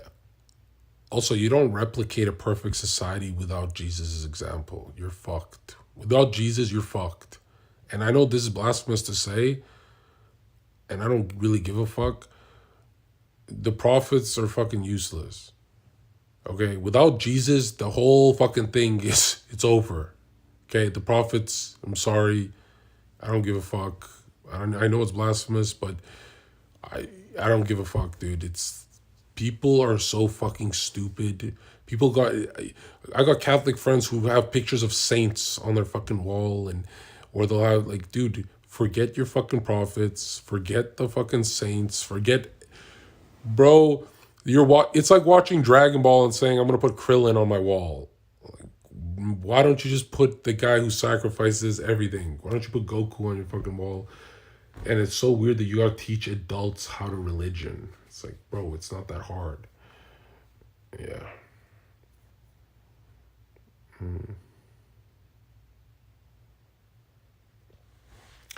But yeah, dude, the older you get, the more you'll be looking at that Bible. You'll be like, wait a minute, my millionaire friends are severely depressed. My loser friends are severely depressed. And then you start looking for people who have strong oversouls, like people you want to be like. Dude, you'll never find an atheist you want to be like, unless you like Dan Bilzerian. You know, that's when I was started fiending for religious people. I was like, I need to be around them because like, I can't respect a fucking degenerate. And to me, a degenerate is anyone who can't squeeze their brain, right? Because like what an agnostic person is really telling you is, hey, thinking about God is hurting my brain, so I stopped. Yeah, you're supposed to challenge the Bible. You're supposed to ask questions, bro. You're supposed to read it vertically, horizontally. You're supposed to do that. That's the point. What the fuck? It's not Kumon Learning Center, bro.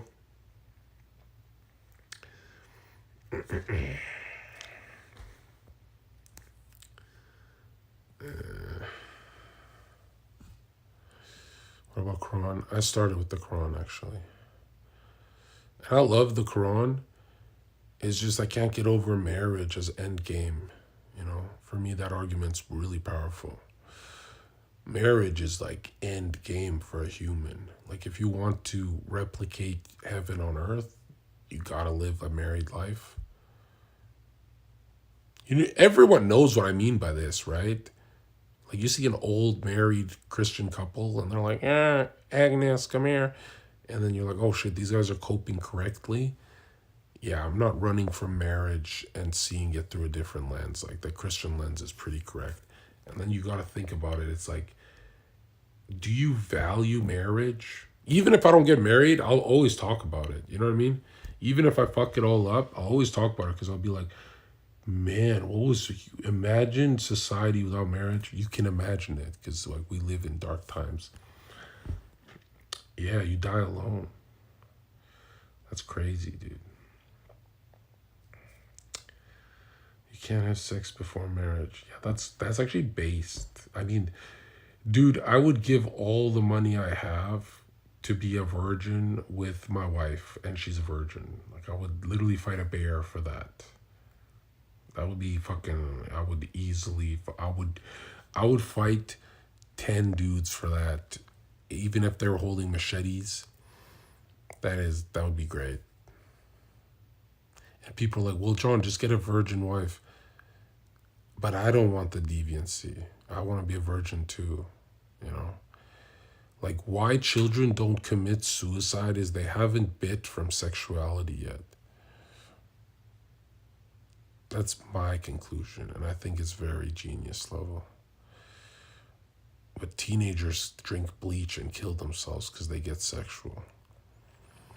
Why no one will ever admit that is because parents are pedophiles. They go, oh, my daughter dates. She's 14, John.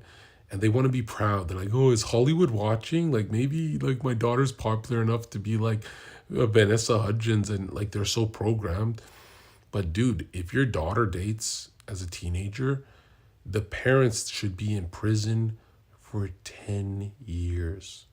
And they should be some lashes on that. They should whip them. And people are like, look at me like, what the fuck, John? What are you talking about? Dude, children don't commit suicide. Sexuality is pretty big, bro. It's the only thing. It's the only driving force of the world, bro. It's like, you don't want to just give that up. Not even if you're a guy. Like, there's Andrew Tate types that'll look you in the eye and be like, no, you're a guy. You get to fuck around. The girl doesn't. Bro, being a player makes you gay. Being a player is being a bad boy. There's nothing more bad than fucking a dude in the ass. Like, ooh, I'm being bad. Like, God is watching. That being a player is the gayest shit you can do. That's why people like Andrew Tate are coping. It's like, dude, you gotta preach. Is it Hasidic communities where the man is a virgin and the woman is a virgin? They have a crazy high success rate with their marriages. It's not just a community thing. I think it's them.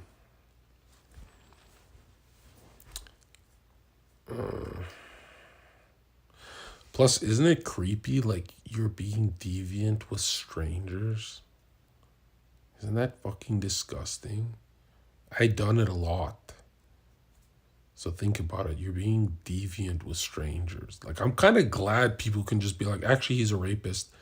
And then you get your life destroyed. Because it's like, oh, you want to go play that fucking deviant game? Maybe you are a rapist. You know what I mean? I'm kind of glad the fucking Me Too movement is destroying some innocent lives. Because you want to be a player, bro? Go play with a fucking crazy bitch and learn your lesson. You know what I'm saying? This guy says new topic. Bro, what topics, bro? I'm going off you. What do you guys like to hear about the most when I'm flowing? You know what's one thing I hate talking about? I hate talking about innocence because I'm not the guy.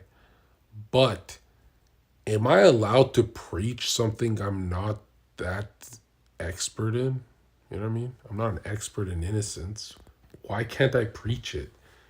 You know, if I had a son, I wouldn't like sit down and be like, well, son, since I'm a deviant guy and I've done a lot of shit in my past, like, why would I, you know what I mean?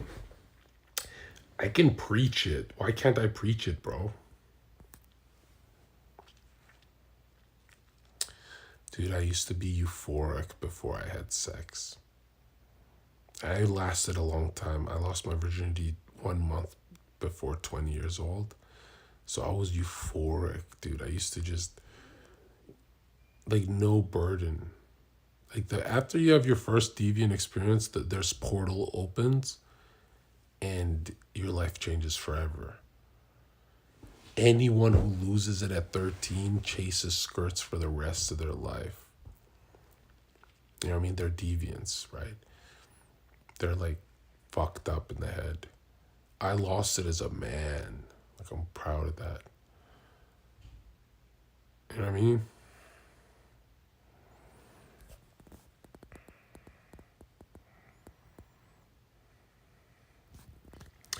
Zherka, Jesus is Lucifer. Yeah, I have this book. I have like this $95 book calling Jesus the Serpent King and how he's actually Satan and stuff. And I read the book to be convinced, and I trolled around in Discord. The only way that book, those kind of people, those Gnostic, serpent worshipping Ophites and Canaanites, the only way those guys are correct in today's society is if you don't believe in alchemical rituals. Like, for example, there's that guy, Adam Green, who talks about it a lot. Dude, he doesn't believe in rituals. No shit, he thinks. If I didn't believe in fucking rituals, I would say, yeah, Jesus is the Serpent King and blah, blah, blah. But that's fucking retarded. The same group that goes after Jesus, they think that it's just a material world. And it's like, what the fuck? And they'll just glaze over Masonic text that says that nihilists will be unleashed to kill everyone. And they'll be like, no, John, you just got to be a nihilist without religion. I'm like, bro, that's, even if you were right, that's your answer? That's fucking retarded. But I've heard their arguments where it's like he got out of a cave and shed his skin and he's the Serpent King and blah, blah, blah. And it's just fucking retarded. You know, it's like, dude, I don't think giving 2 billion people peace of mind on Earth is Satan when literally there's Balenciaga and there's actual rituals to these demons. And by the way, there's never been one witchcraft book. If you believe in witchcraft and stuff, this will make sense to you. There's never been one witchcraft book in history that conjures up Jesus.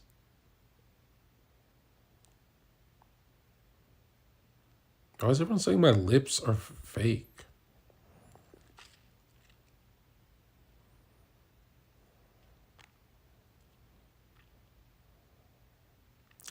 There's never been one book to conjure up Jesus. Do you understand?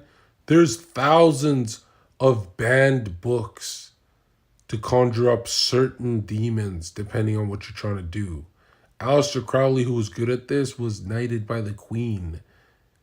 None of these black magicians ever summoned Jesus. They actually had to invert the cross and do other crazy shit. Like, dude, if you want to believe Jesus is Satan, how come he's never used for any satanic rite? Are you fucking stupid? They use like 10 different fucking names, but they'll never use Jesus. You understand? So it's like, now if I didn't believe in witchcraft, if I just saw it, a religion as a pragmatic thing, then I would believe it. I'd be like, oh, you have a good argument. But I do believe in witchcraft. I believe in Balenciaga. I believe in Epstein Island. I believe it's real. I believe in these alchemical processes they go through.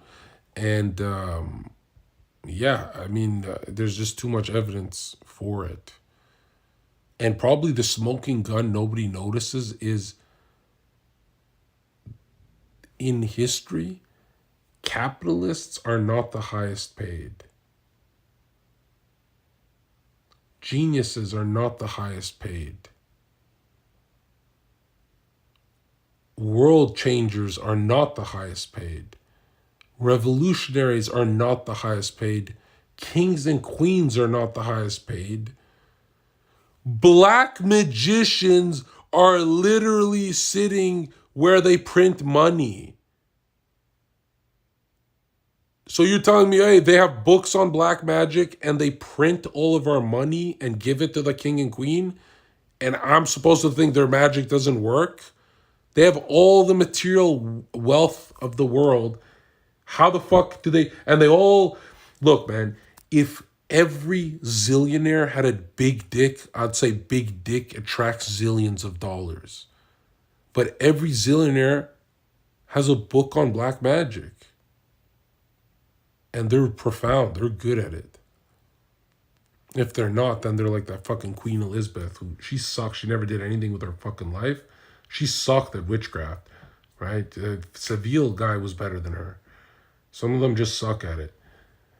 Like, imagine having all that wealth and like you're not known for anything. Like the queen isn't known for anything, dude. Even Cuck Harry is known for more now. Like she doesn't really have a theme. She never did anything. You know, at I don't get it. You know, she's not even known for any like famous genocide. Like we know she done genocides, but we don't remember which ones. You know what I mean? Like she's not even good at being evil. So when I think about it, I'm like, what a fucking loser. Like you grow up since 5 years old reading about black magic and you can't do anything. Like you didn't. Aleister Crowley is just, he's not royalty, is he? He's not royal blood and he got fucking knighted. So that guy's really good, right? That guy's really talented. That guy got fucking knighted from just being a bum doing heroin in a fucking back shack. And you know, people like Destiny will look me in the eye and they'll be like, John, Aleister Crowley's poetry, his poetry is about drinking vomit and eating pussy cheese and pissing down this woman's throat and making her eat feces as they did heroin in the backyard of some random house that nobody knows who's funding this. John, I'm pretty sure this guy's crazy. And I go, okay, Destiny, how did he get knighted? How can you not believe in witchcraft and black magic if he wrote 100 fucking books on it and got knighted and he's only known for that? You know what I mean? He doesn't have books about the Teletubbies. So I'm thinking to myself, like, are people retarded? What is the common missing variable with all zillionaires or influential people throughout history? It's always something demonic and deliberate. It's like a contract. So yeah, why I have to say this every day is there's nothing more embarrassing than being a grown man and saying I believe in witchcraft. Like that's the gayest position you could have, and you know it's embarrassing to admit that. But also, I would hate to be again on the other side of this argument. You know, I've heard people try and debate me here, and they just look at me like this. No, they're just being edgy, John. They're just being edgy. All of them? All the guys in the fucking treasury are being edgy? Come on, dude. What's a good book about black magic? I think the best one is The Book of Lies.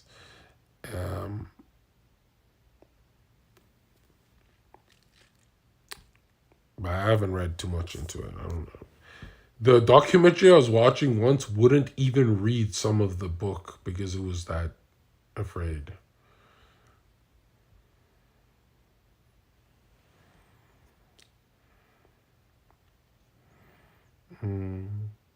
No, it's not like you get a Ouija board and then the fucking demons show up. It's like your will into the universe is to summon demons. That's why they come. It's not because of the fucking Ouija board. It's what you're willing. That's what this is. It's not like about a fucking game. It was like, remember there was this craze when I was in high school called blood over intent, I think. And basically these kids would, in my high school, Churchill, Sir Winston Churchill Secondary School, they would cut their fingers, write down something, they would wish for something by spell casting it, writing down on a piece of ripped paper, and then they would cut their finger and bleed on the paper and sometimes write it in blood.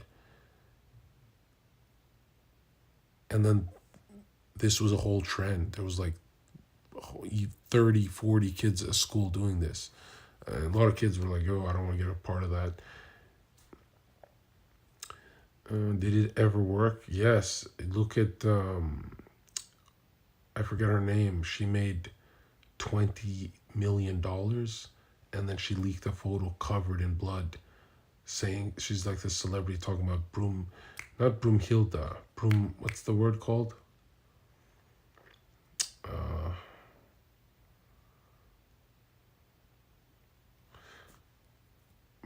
Someone knows it in chat. It's witchcraft, but what is it called? Who am I thinking of?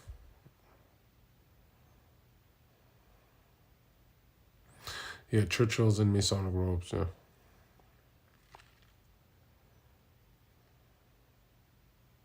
Oh, nobody knows what I'm talking about?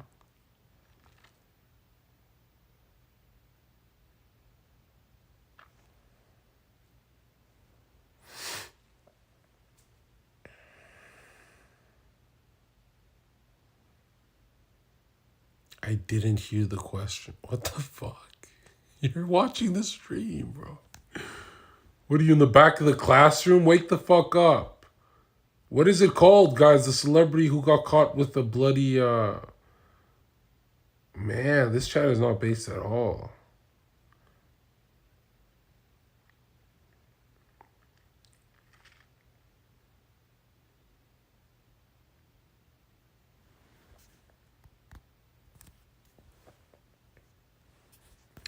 Anyways, the point is that shit works.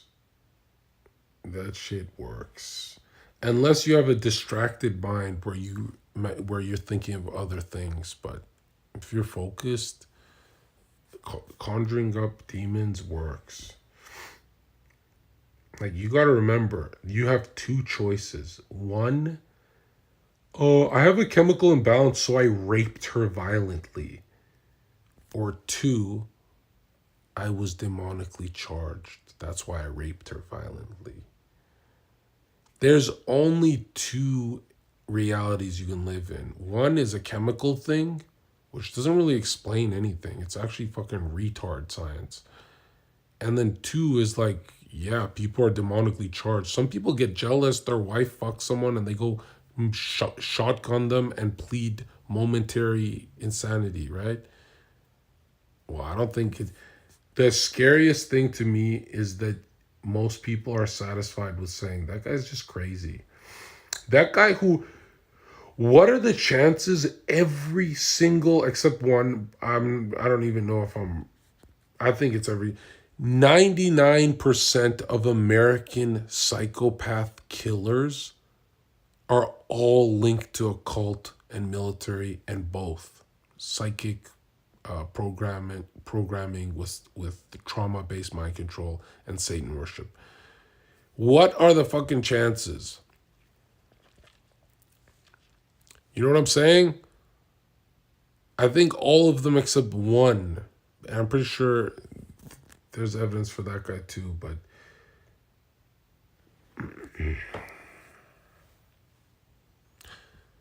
that's the crazy thing is like, dude, there's no such thing as psychopaths not linked to some satanic shit. If it was just some random guy killing people, I'd be like, eh. But every single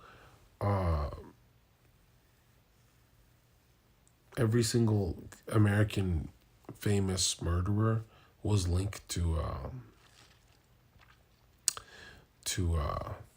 some dungeon where they did some weird rituals.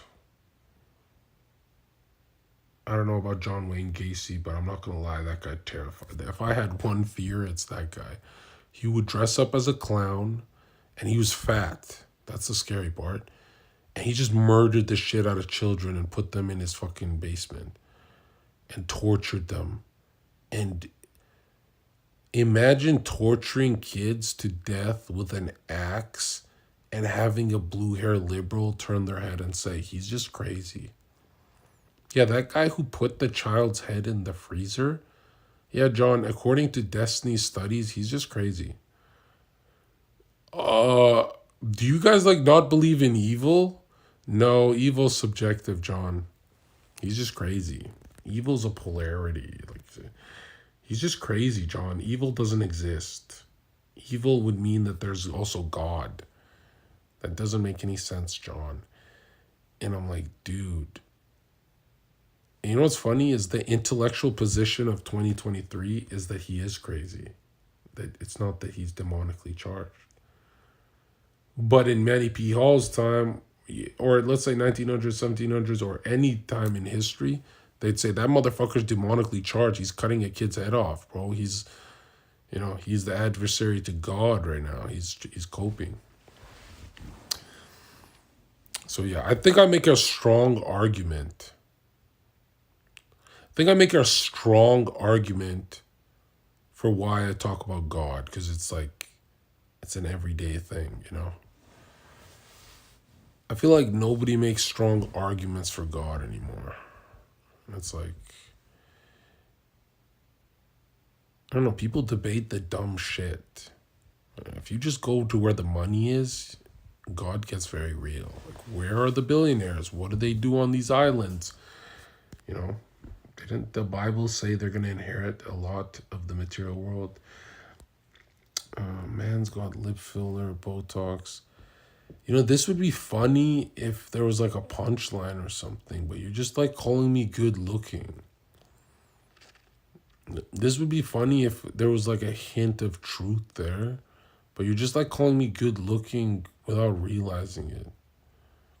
Right? Like, yo, you got filler, you got, I don't know, what the fuck does Botox mean? I have good skin? Tight skin?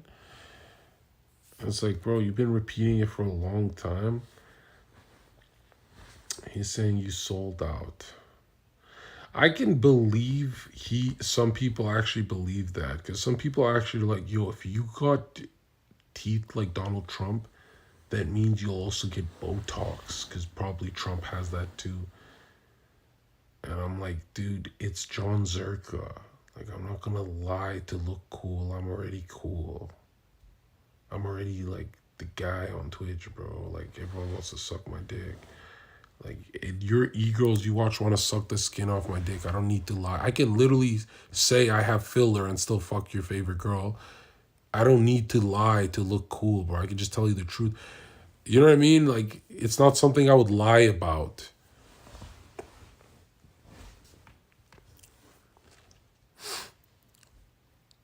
Like, I don't think if I got filler, as gay as it is, I don't think I'd lie about it. I'd be like, yo, Chad. Like, I just don't bite my tongue. But it's like, man, you're gonna keep repeating my shit for like 2 hours? Jeez.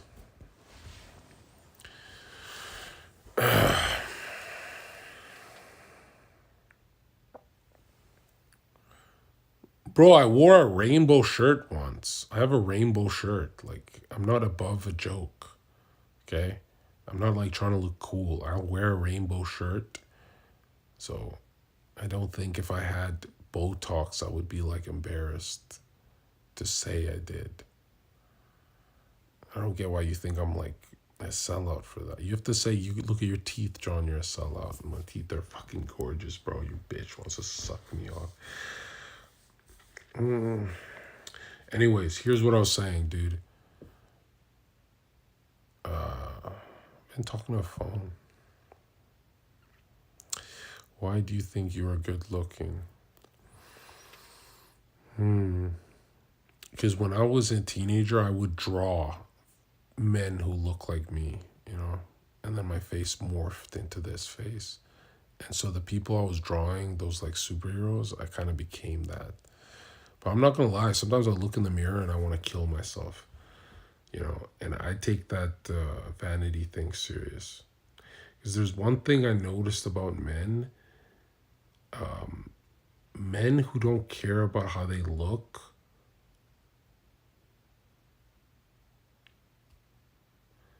if you don't care how you look 5 days a week, that's fine. But if you never care, like, I always dedicate 1 day a week to looking good. You know what I mean? I feel like if you give up, you're a fucking slob. You should have a day where you're like, you try and shit. I think optics matter, dude. You know, Albert Pike talks about God being love and beauty. And then those words can't be described. Optics matter, bro. I actually need to start trying more. I need to be a suit and tie and look professional and shit. I'm not reading all that. That's a long one, bro. His name is Soy Goy. This is crazy. They inverted... All right, let's read this fucking retard. They inverted Lucifer. Jesus is Lucifer, the light bringer, the morning star, Revelations. They do not... Okay, dude, by that logic, Jesus is said to have a voice like an archangel. And then Michael is also said to have a voice of the archangel. So some Jehovah Witnesses say Michael in the Bible is Jesus. Just because they're both called Morning Star, you're going to be like, ah, that's it. That's all the evidence I need. Then not only would Jesus be the Morning Star Lucifer, Venus, right? He'd also be Michael, the Archangel, because they had the same title. Like, that's the dumbest way to look at it. And it's fucking retarded. Okay, I've heard way better arguments from your fucking Gnostic Christians are fucking retarded. But they aren't archangels. What are you talking about? Michael is literally the archangel. I'd say he's second most powerful next to Lucifer. Lucifer was considered the most.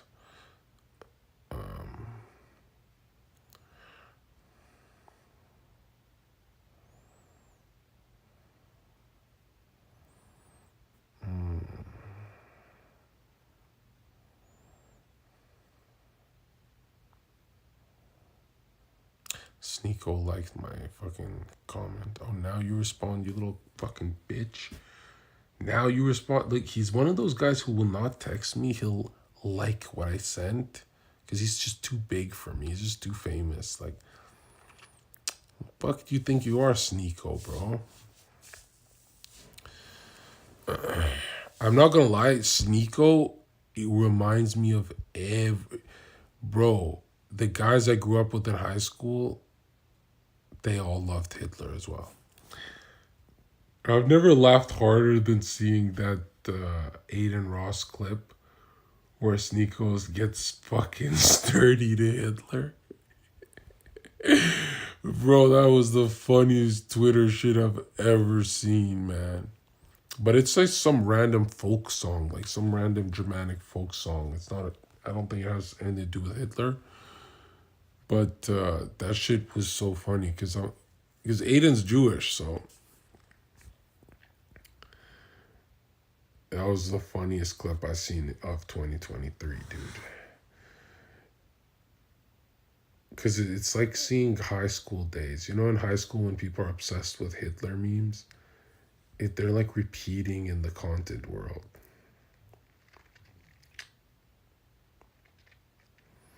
Yeah, Aiden was like, don't laugh at that chat. And his chat's like exploding.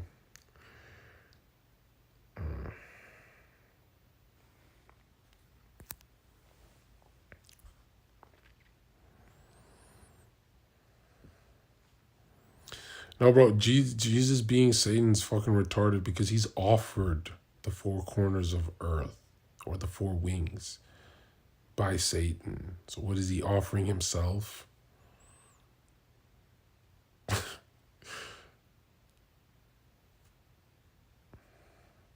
People be like, well, Jesus like talks to himself because he's also the Father, right, John? Yeah, but the Satan wouldn't be.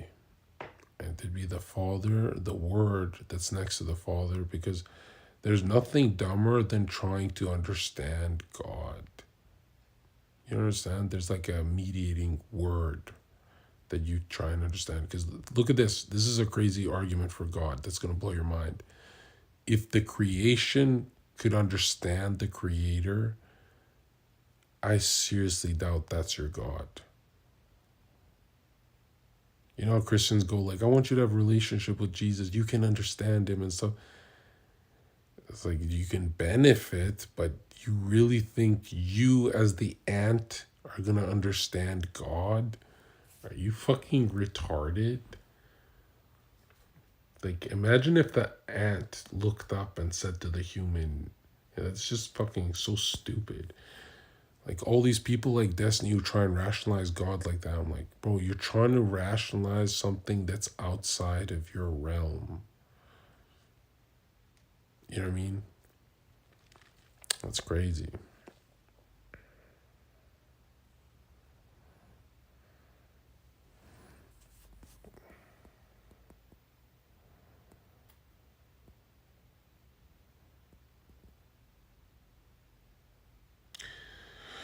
Look, I hate seeing the Jesus stuff because when I was researching Jesus being the Serpent King, I was fucking with my ex who comes from a Mormon family and is very close to her parents. Like, she's like a baby with that.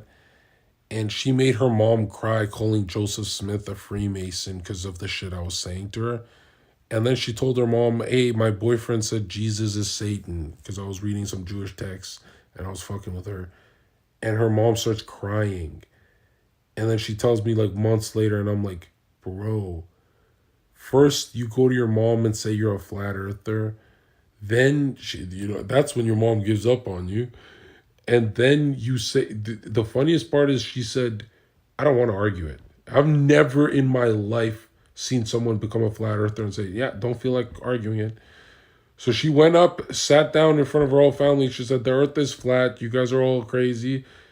And then they start asking questions. And she's like, I don't feel like explaining it. And she just chilled the fuck out.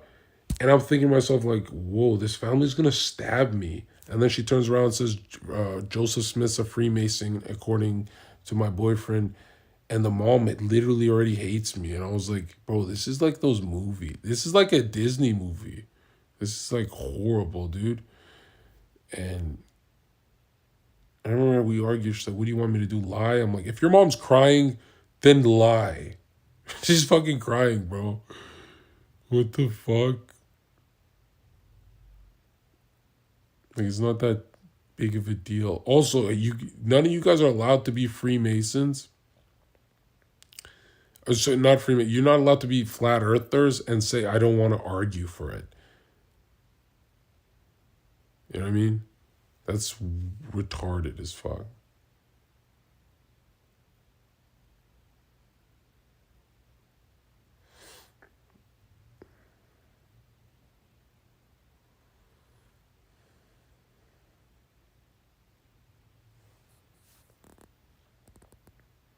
John, you know you're being paid for bullshit content. I think I might be the most real influencer that has ever existed because I dedicated a year to content that doesn't pay me. I can't stop talking about this stuff. God is great. I'm trying to snap out of it. I'm trying to get back to work.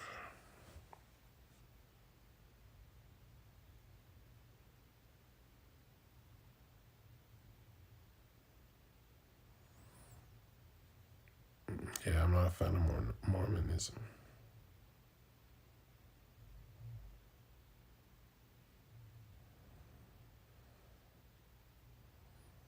Here, look, if you're having trouble with the fucking retarded Gnostic texts, those Gnostic texts that say Jesus is Satan and blah blah blah, you gotta remember there are no satanic billionaires conjuring up Jesus. Go read their texts. Whether 100 years ago or thousands of years ago, whatever you read, nobody conjures up Jesus Christ to do demonic shit. Nobody does that. They actually do the opposite. They'll bring crosses in to spit on them and shit. What do you think of Knights of Templar? So Knights of Templar are the highest levels in Freemasonry, and they were actually the first Gnostics who learned from Easterners that they were convinced when they were out conquering new lands, all that shit. Well, Knights of Templar were really protecting a lot of these people who would go spread Christ's message, and so they went far east, and some mystics said, "Hey, you Christians, you Knights of Templar, you don't know your own God." And they were like shocked with how smart these old sages were, right? That's where the word saint comes from, the sage. And these sages were like, why would God say knowledge is bad? The serpent is your God. And the Knights of Templar were literally like, Ezio, Altair, this motherfucker's onto something. And the sage is just trying to subvert the fucking church. And they went into hiding because the fucking king was so based. The popes used to be so based. The pope was like, what did you say? God is the serpent? Off with all their heads. And started cutting all their fucking heads off. And everyone's like, holy shit. All the Knights of Templar went underground with Ezio Altair and the Assassin's Creed.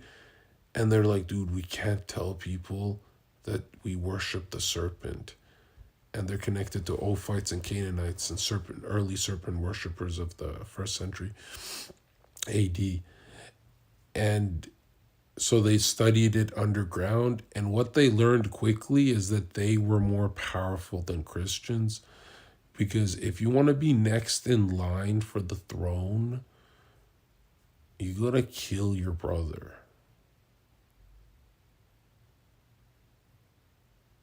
So when you don't walk with God, that becomes easier, right? So power came to them quick, and they started taking over the game. And that's how they infiltrated the beautiful Catholics. And what else do you want me to say about them?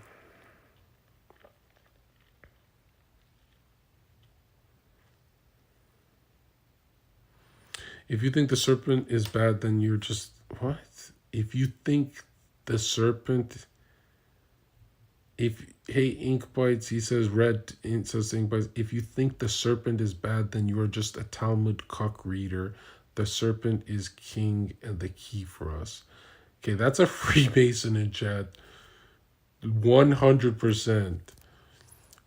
Another thing is in the Talmud, they don't say the serpent is good or bad. They say anything God makes is good, right? That all evil comes from good, therefore all evil is also good. And some Talmudic scholars would also say good comes from evil, right? If you do enough evil, you can get good out of it. But some people have argued that that's just cope and shit like that. And yeah.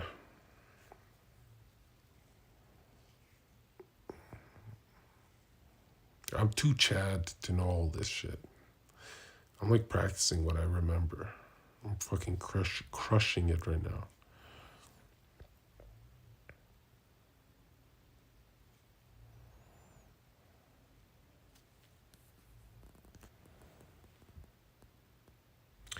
John Zherka, you actually believe the Talmud is telling the true story of the serpent?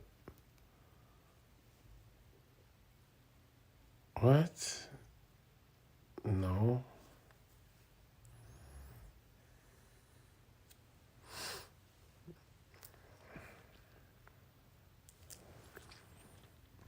You have to go deeper in your thinking.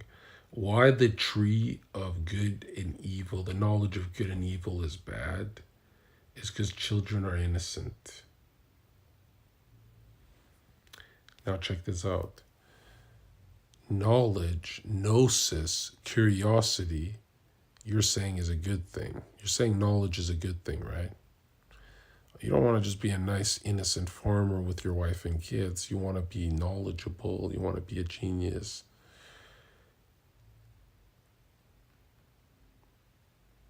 Knowledge is the pedophile's religion. Because there's nothing more curious than a man that looks at a little child and says, I wonder what it's like to fuck. Right? So it's like addiction to biting from the apple of knowledge. So you got to think about like where this leads if you think knowledge is the end all be all. You understand? The goodness is the end all be all. You want to be good. Even if you're just some retarded farmer with a family, you want to be good. That's the genius. Because the genius is not Steve Jobs. The genius is the man who lives 99 years on Earth with peace of mind and low stress. Like think about Kanye, right? People say he's a genius and stuff, but he doesn't even have his wife and kids. And he suffers just like a broke dude at the club that sees his wife who had his child twerking on some random dude. And he's like, that's not my wife anymore. That's just some, you know what I mean? Like Kanye has peasant problems. like poor people problems, and he's a billionaire. He has the worst ones because the whole world is watching. They're actually magnified.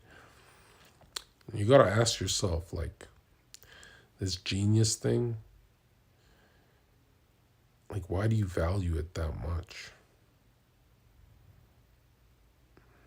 Like, when I'm with my nephew and we're just playing around, I turn off my brain and I just play with my nephew. Because I know the true genius is going to have these moments. They're going to do the right thing. Right? You're a stressed out genius. That's like your whole reality is stressed out, bro. That's like you're a retard.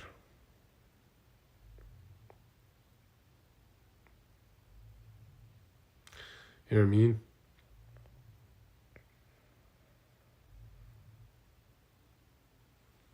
You guys are running out of time on Earth. If you guys had Ferraris, you'd be stressed. You know what I mean? It's like not even the devil's material world would fix you. If you want to be less stressed in life, be more primitive. Philosophers kill themselves. You know, knowledge is not what you think it is.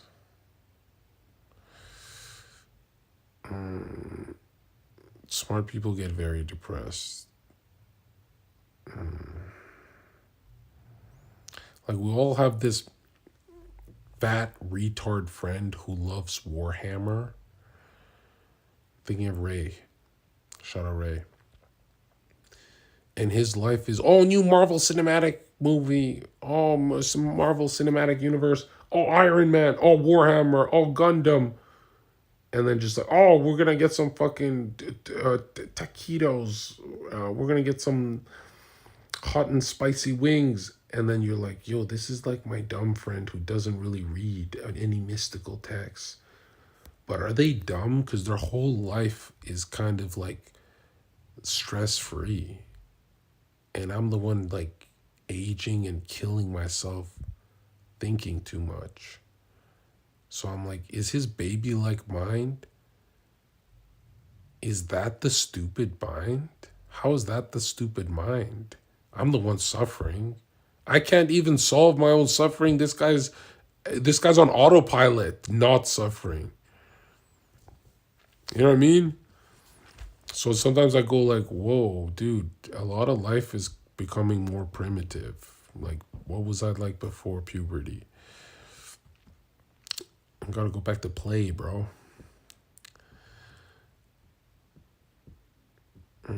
You're supposed to suffer in life for the afterlife.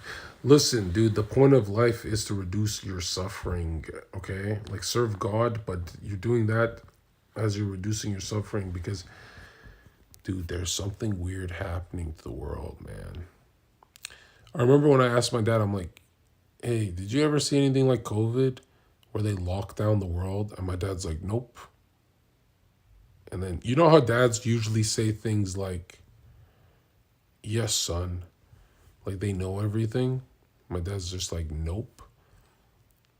And I was like, huh. So what, am I born in the wrong time? And my dad's like, yeah, I guess. And then he's like, stop coping and shit. And I was like, what the fuck? Like, why am I born in the weirdest time ever, bro? Like, end times.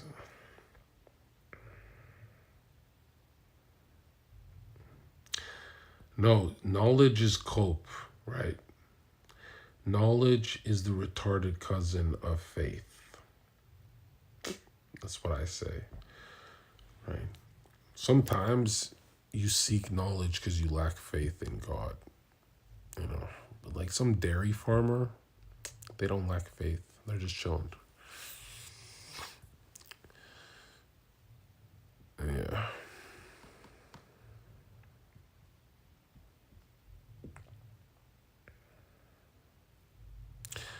Knowledge and reason is how you have gotten to your conclusion, and God, therefore, the serpent is good for you. You're fucking retarded because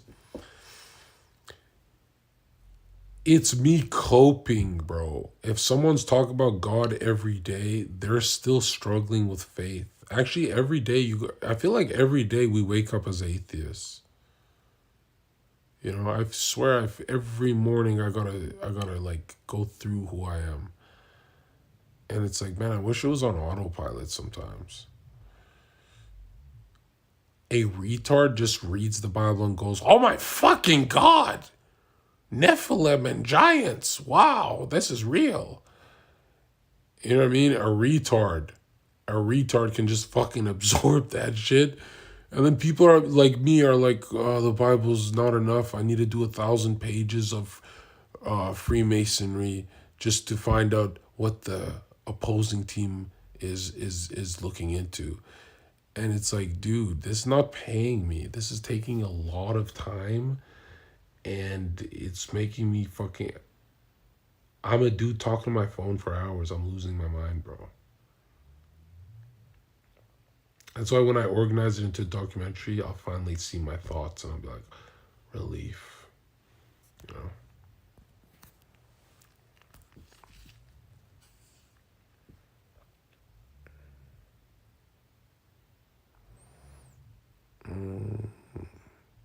Knowledge is king. Dude, you know, every famous philosopher throughout history said, don't think so much. Like, you'd think they'd say, hey, I did it, so you do it too. But they're really telling you, like, I suffered, bro. You know what I mean? Like, they tell you to chill the fuck out. Freud and Jung both talk about something interesting. How humans try and master everything except the peaceful parts of their day. So they end up killing themselves. And I'm like, what the fuck? Apparently, you have to master learning how to take a walk or play with your son or enjoy a bagel or a joke with your wife. Apparently, you have to practice that shit because it could just zoom by you. Like, be in the moment and shit. And I was like, why aren't these geniuses talking about... I thought they were going to tell me, like, you got to do 1,000 push-ups, you got to do this. They're literally talking about the most boring parts of the day, like walking by a flower, like the gayest shit ever. Or looking at a painting and going, And I'm like, why are they talking about the most boring shit? Like, where's the base advice? Where's the Andrew Tate advice? But really what they're talking about is, right? They're talking about you never have peace of mind because you never practiced it. Like, you're gonna fucking kill yourself, bro. It's bad. Even when I go for a walk, I forgot my music. I forgot my headphones. I forgot this. Dude, you're supposed to just walk. And if I'm walking, I'm like, am I breathing right? Am I congested? Why is my heart at that rate? I'm like thinking. And I'm like, damn, I gotta learn how to walk like a baby, like a child. Like, I just gotta walk. I have to master relieving tension correctly. And now I realize, no shit, I've been doing everything wrong. Every time I got my headphones to go for a walk, boom, boom, boom, it would be hard style, pounding against my ears. And I'm like, no shit, I'm never calming down. Like, I don't do anything to calm down.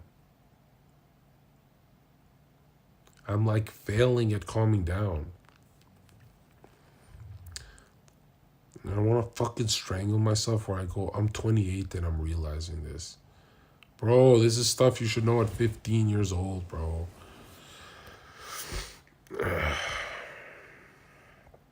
And you know what's funny? Even if I would do it without music, right? I always grab the headphones in case I change my mind. That's retarded. How can you change your mind from a peaceful walk? But I always have to, fuck it, just in case. Dude, the walk is supposed to be thoughtless. You're supposed to recharge with this walk. Right? Like, the kid doesn't look for, oh, where are my headphones? Where's my iPad? They just all see some green grass and they walk and run around it, and they're more primitive. And then I have to be like that if I want to be less stressed this year.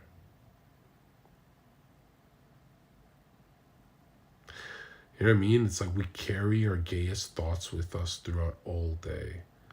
And we autopilot the fun parts of our day. You know, like people are gaming, but they're not gaming, they're autopiloting. You know what gaming is? Try playing Valorant after 10 years in prison. You'll fucking enjoy that game. You'll be so in the fucking moment. But dude, I'm droning if I'm gaming. Like I'm not even there. I'm like just a zombie. And then I go, fuck, dude, what a waste of time. Gotta be in this moment.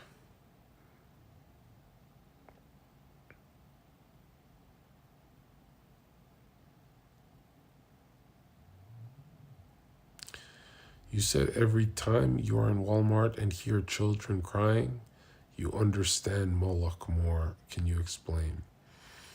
Yeah, because you see, when you sacrifice children to Moloch and pass them through the flames, they beat the drums, boom, boom, boom, loud, so you can't hear the kids screaming as they burn to death. And it brings power to you, that ritual, right? That's what the elites do. And what it was a joke. Like, I don't want to hear the kid crying, as in throw the kid in fire, but it's a joke about murdering children.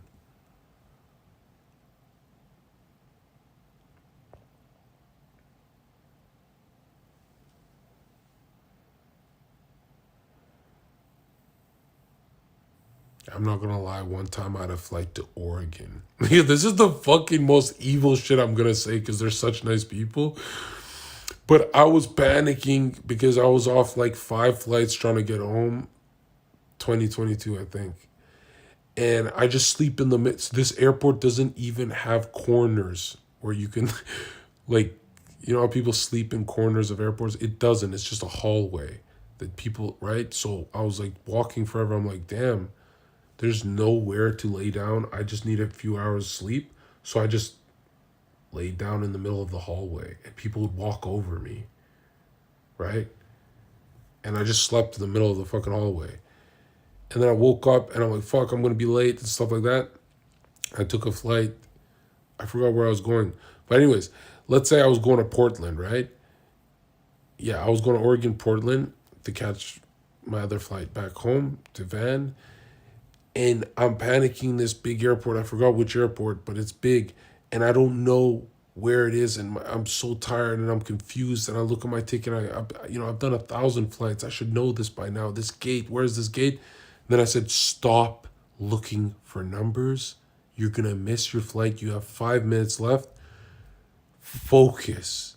Where are the ugliest people in this airport? Boom. Within 2 seconds, I look at this group of disgusting, such sweet, nice people, but disgusting people. And I just went right to them and I said, imagine if I'm correct, how hard I'm going to laugh. And then they looked at me like I'm the Joker. I was wheezing laughing when it was the correct gate from like 10, 20 gates to choose from. And I made it on the flight.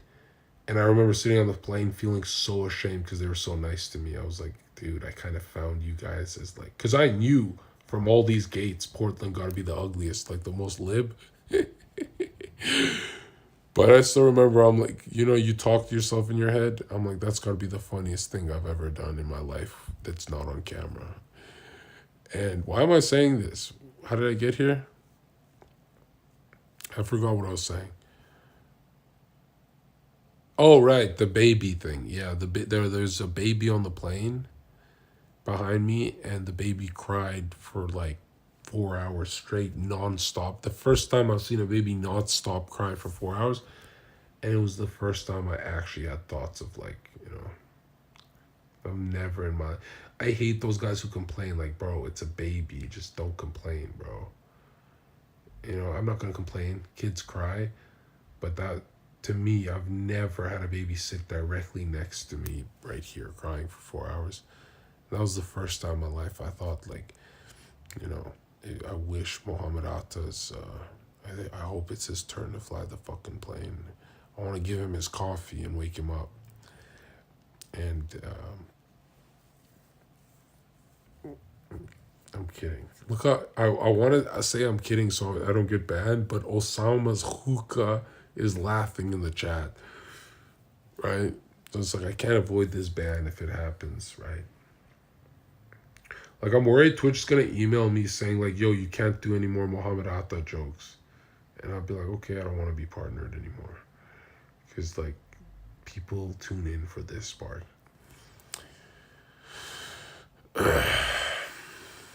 Anyways, what was I saying?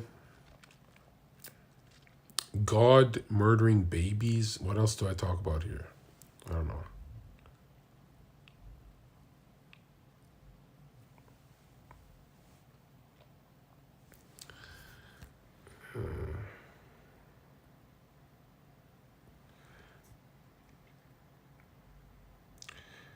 What separates you from an animal? Intellect and knowledge. No, there's one more thing, right? Soul. Because think of someone who is in a coma, right? No intellect, right? They're not doing anything. Are they more important than a fucking pig?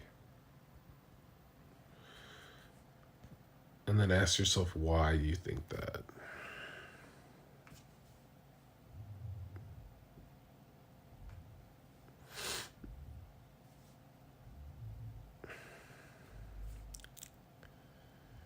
Yes, they're more important because they have a soul.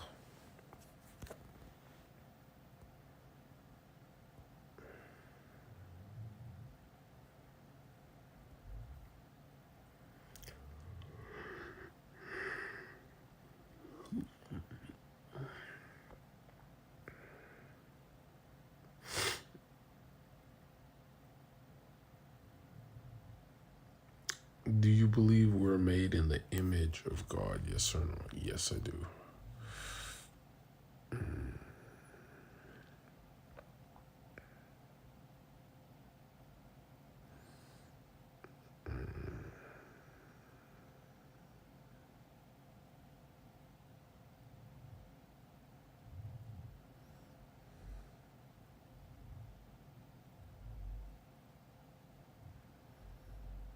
Hmm.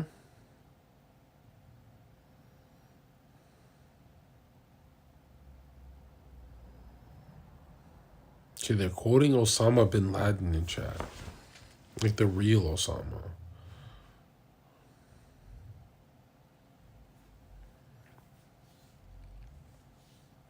God seems to have a lot of faces. Okay, you guys are just stupid. Focus on, let's just go to Plato right now. Plato talks about a chair. What is a chair? Is it a fucking beanbag? Is it a four-legged chair? Is it a bar stool? We don't know. We just know everyone's thinking of a fucking chair. It doesn't, we don't know how many legs a chair has, but it adheres to a perfect form of a chair. That perfect form is in all of our heads, but we don't know what the fuck a chair is. But we all know in our heads what the fuck a chair is. Right? Is it a love seat? Is it a sofa? Is it, what is it? Same thing with being made in the image of God. Right? Like we all adhere to a perfect image. We are not the perfect image. Yeah. Does that make sense? To me, that makes a lot of, that's genius level to me, what I just did.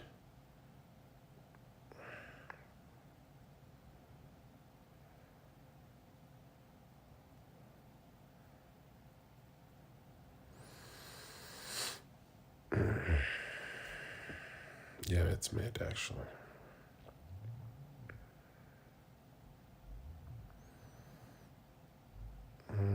How do you think God will reward Palestinians for resisting occupation of their land? I don't actually talk about God rewarding certain people and stuff because I find that satanic, bro. Like when people say to me, yo, I got an A in my test because God is rewarding me, I go, uh-oh, what the fuck? Yeah, I don't see it like that, you know.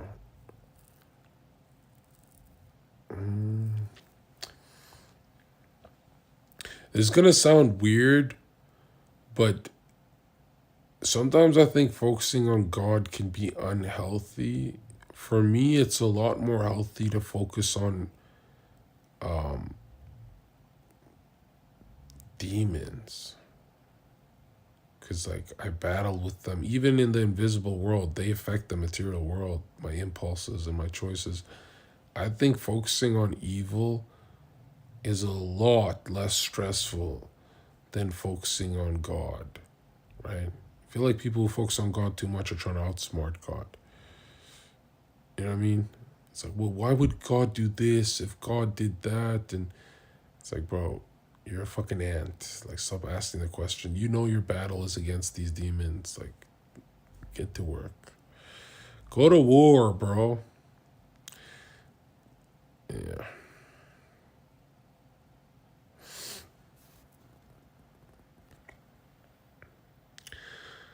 Like, it sounds satanic to say, but it's like really not. Demons, evil, murderers, and rapists get me closer to God than anything. I can't explain to you why I'm obsessed with learning about evil. I just can. I can't break that down correctly, dude. Can never explain it without sounding really fucking evil. You know what I mean by that?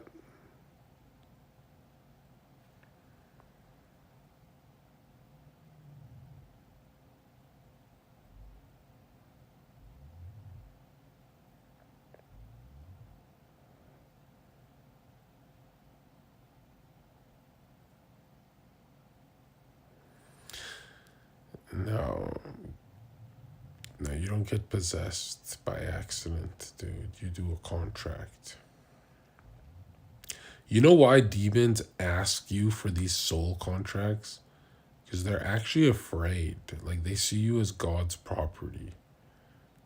That's why they say, hey, you want to do a deal? We can renegotiate. I can get you rich these 2 years, but then you're going to have bad mental health from this OnlyFans and you're going to try and harm yourself. Like, they got to ask you for the contract. They can't just run up into you. They always got to sneak in because they're like, oh, fuck, bro. I don't know. Yeah, it's always a contract. Have you ever commit evil by accident? It's rare. It's never. Have they ever asked you? Yes. Why would I talk about every day if I'm not shook?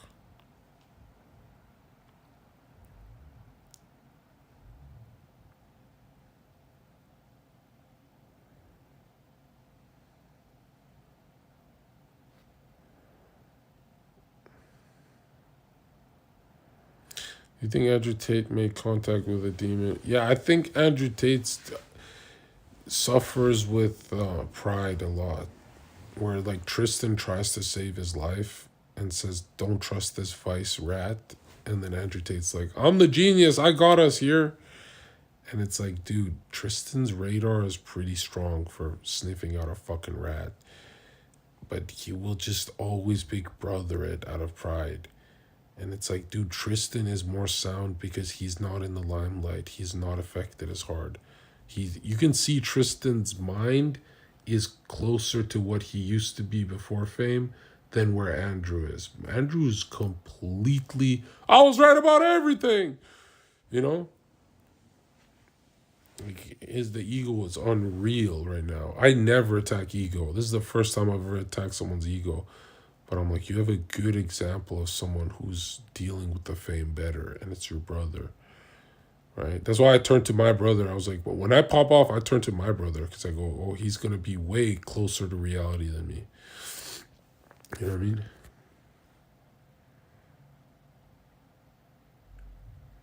Also, my family, we respect what the oldest brother will say, but we'll never fuck our lives up just because he says something.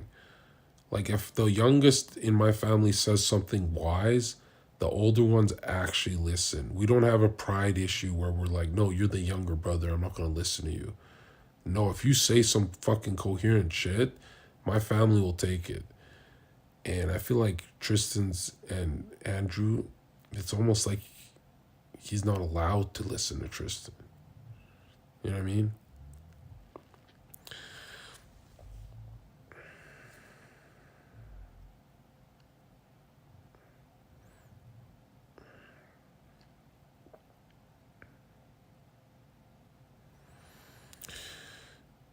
Without knowledge and reason, we would be on the level of dumb fuck animals. The Jews want you to be animalistic cattle. Like, what are you fucking talking about? First of all, look at the order of the Illuminati 1700s. That is a Gentile movement of white guys. They believe in the same shit. So it's like, you're schizo posting at this point. Also, another thing, every philosopher knew this. Knowledge and reason is not for the masses. It can't even be pushed for the masses. The masses are retarded. Like, there's no philosopher who ever said, it's good to be knowledgeable, and they're talking to everyone. They know who they're talking to. It's their fucking disciples. Nobody's talking to the fucking McDonald's workers. Okay, and that's the sad truth about society. Bro, some people just... I saw something on Twitter that there's people in society who cannot hear their own thoughts. Like, they don't have internal dialogues. They have to say it out loud. They don't have a voice in their head.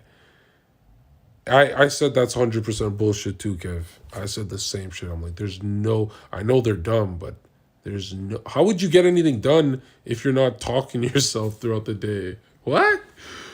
Like, there's no way. And then I felt kind of crazy because I'm like, not only do I have an internal dialogue, but I still out loud talk to myself.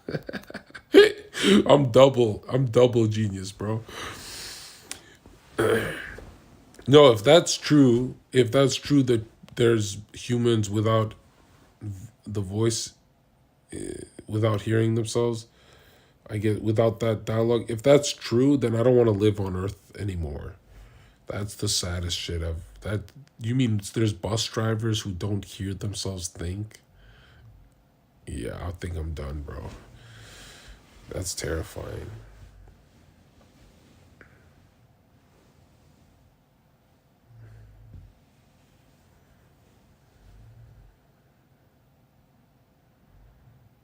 Where did I see that?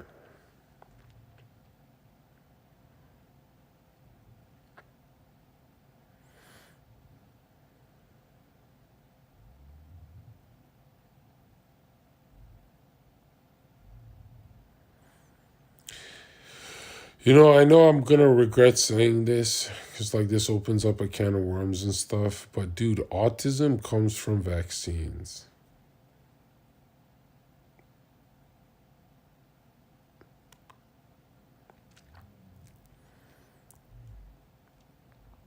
I didn't say it, bro. Fucking scientists said it in the 90s.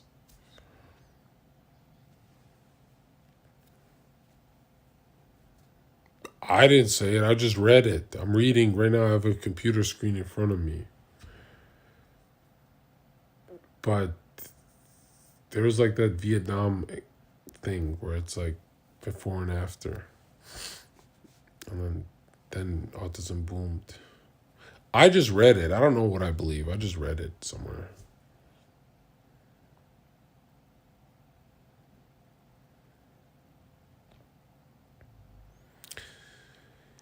Okay, here's my argument. Here's my autism argument, okay? Should I just go full based? Should I just wake up?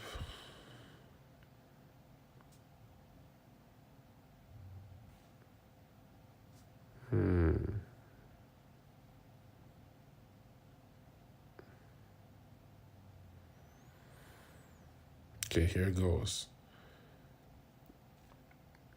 Why there's no women who are autistic is because it's a war on men. Ah! Don't do it. I mean, bro, it's fucking, they're targeting us, man. Don't do it. Don't. They're fucking targeting men, dude.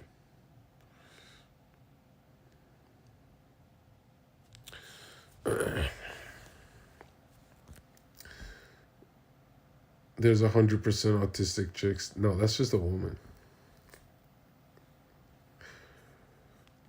No, but now there's like a couple autistic chicks. Growing up, there was zero. Just, do you guys, anyone 1994 remember autistic chicks? Like, I've never. Um, I Women have a dissociate issue. They can dissociate. They can kind of like, through traumas, have certain problems, but they don't have that antisocial autistic thing. Like, there's only autistic men. They're very, or maybe it's harder to see in a woman because they're so socially calibrated. Like, they're really good at that.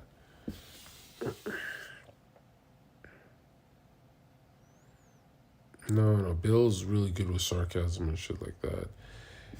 But men who are autistic, they just can't. Sometimes I think Destiny could be a bit autistic because he's like, he doesn't know when you're being sarcastic with him.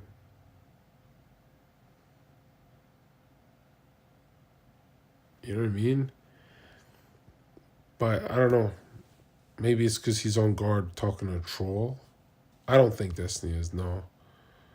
Hassan Piker, I've definitely 100% thought there's something autistic about Hassan because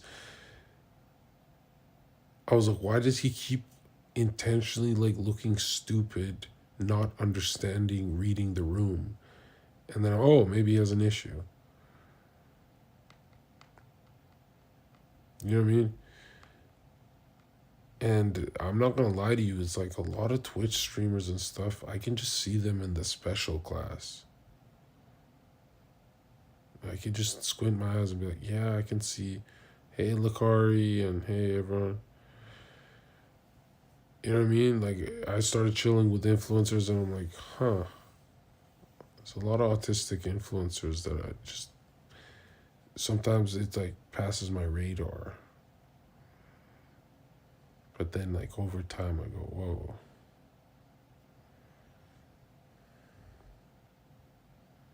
You doing Lakari like that? I see Lakari with a little helmet.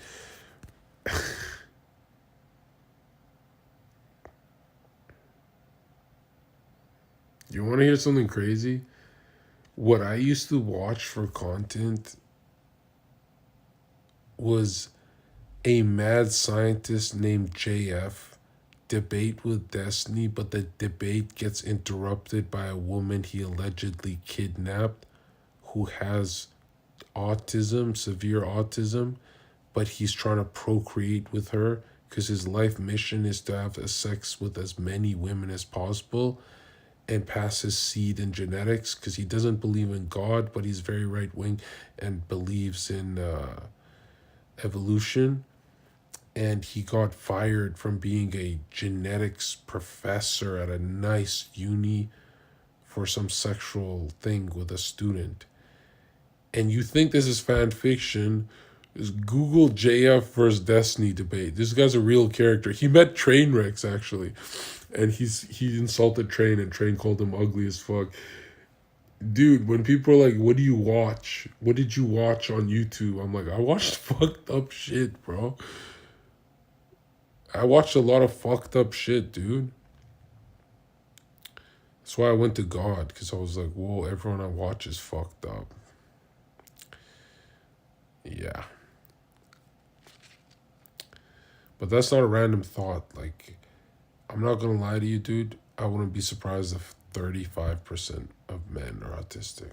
35 is a huge number. I wouldn't be that surprised.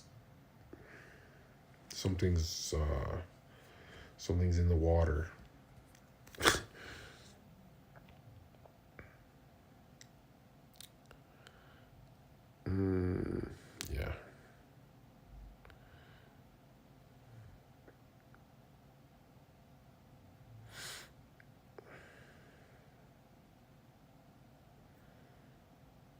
You know, fluoride is real. Like, it's not a meme. It's like a real issue.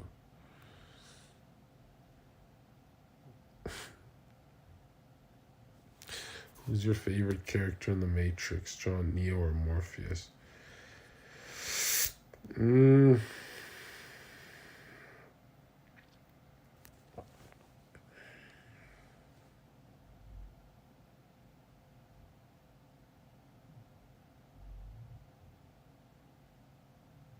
I like Morpheus better. Because, look, you know what I don't like about The Matrix is it's not like an esoteric movie about Christ or the chosen one, or it's about being born as a generic white guy. Like, when you're the generic white guy, you can do anything. That's what Neo is. You can break the matrix if you're born as a generic white guy. You could just have a Fortune 500 company and be unstoppable, right? Neo isn't white. I'm pretty sure Keanu Reeves is white.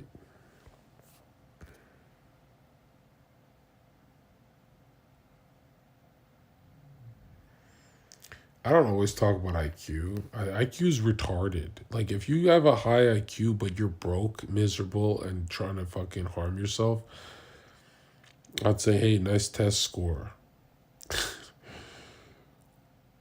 No, that's not how I measure intelligence. Intelligence just means what you made with the cards you're dealt, right? Like, if you had a dad who, let's say, raped you with a pogo stick for 20 years of your life, and then you turn out to be like Steve Jobs, then I'd say, oh shit, you're like the most intelligent because you got dealt the worst hand but made the best hand out of it.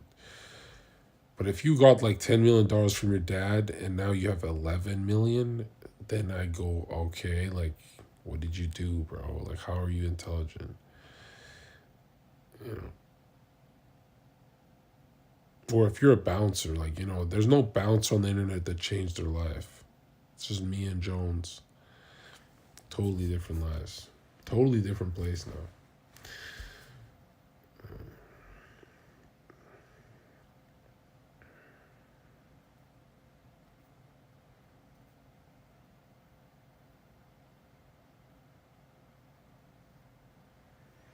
I don't believe in IQ like that. What the fuck?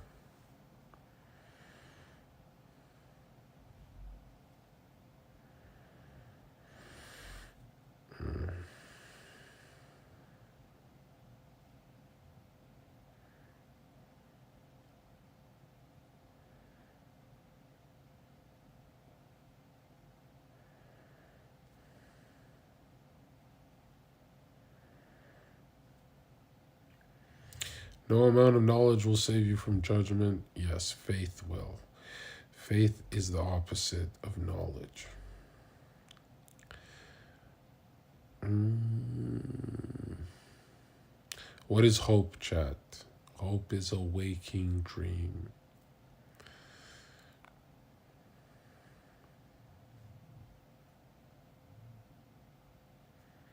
John, you have too many yes men in your chat. Dude, anyone who says, yo, bro, you're surrounded by yes men, like, any person who says, dude, you're surrounded by yes men, what they're really saying is, dude, you like need me to succeed. Like, I'm your one shot. Like, I'm that special someone you should build with, John.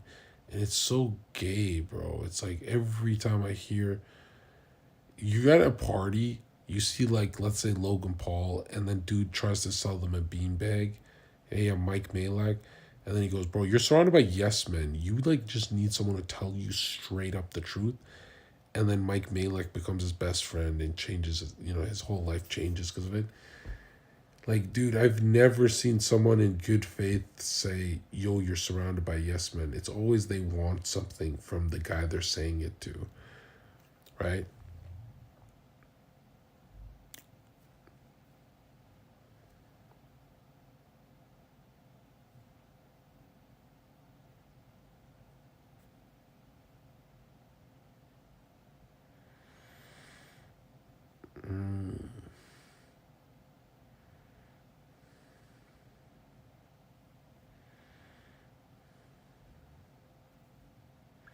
Knowledge is stronger than faith. No, it's not. If you get punched by a dude who knows how to punch, you can be knocked out, right? Let's say there's two boxers. You're fighting two boxers. And one just knows more about punching biomechanics. He does not punch harder than the guy who has faith in his punch. Like, that guy knocks you the fuck out. That guy got retard straight.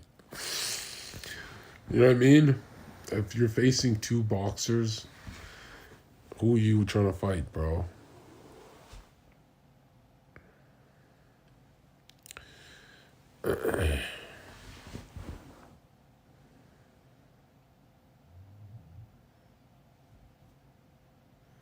Is hot and cold approach ultimate risk to keep a girl? No, because that solves their boredom. But the ultimate way to keep a woman is have your own apartment with $100,000 paycheck a year and a good social group, like friends. Then your friends become her friends. So basically you changed her whole life, every angle. And then she can't live without you. So everyone who's ever taken a woman from you, they hit those three components, and they hit them hard. Like you haven't lost women in your life to people better than you, right? Because a lot of those guys would rent a nice apartment and they're broke as fuck, but they'd get girls and stuff, and it was like an illusion. And the girl would just. This is the most satanic thing I'm gonna say, okay? But if you give a woman an illusion for, let's say, 6 months, let's say you date a girl 6 months and you give her an illusion of a good life, that bitch will downgrade with you. Once she gets used to you, it's like you won. If you have riz, like if you know what you're doing. But like let's say I have a fucking penthouse and I get her, some girl, to live with me in the penthouse, and I fuck her and I stay with her for 6 months, and then I say, hey, yo, actually we're gonna go into a fucking tiny apartment on the first floor outside of town. I don't got money for this penthouse. She's not going anywhere. She doesn't go look for another dude with a penthouse. She's literally she's like follows you around for life. You understand? If you have riz, I mean. Like, a lot of people think it's like, why this is satanic to say is because that's where tricking comes from. You know, when men trick on a bitch, because it works. Like when you become a part of her life, she doesn't want to leave.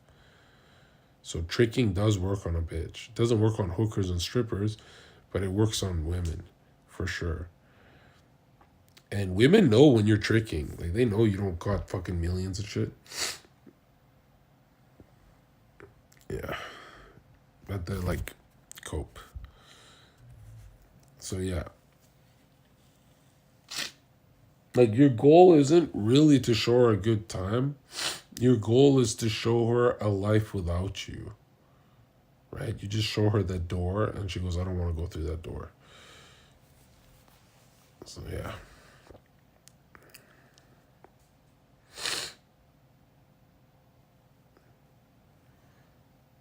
Like, if you want a cheat code for a woman to follow you for life, have funny friends. Like, bro, I remember this one chick years ago. I just introduced her to Brad and Eden, and I took her we went to like a cabin thing, and she had so much fun. She was traumatized when we broke up, because she was like, we're breaking up, all three of us, right? Or four of us. And so, like, having a good social network is OP with that shit.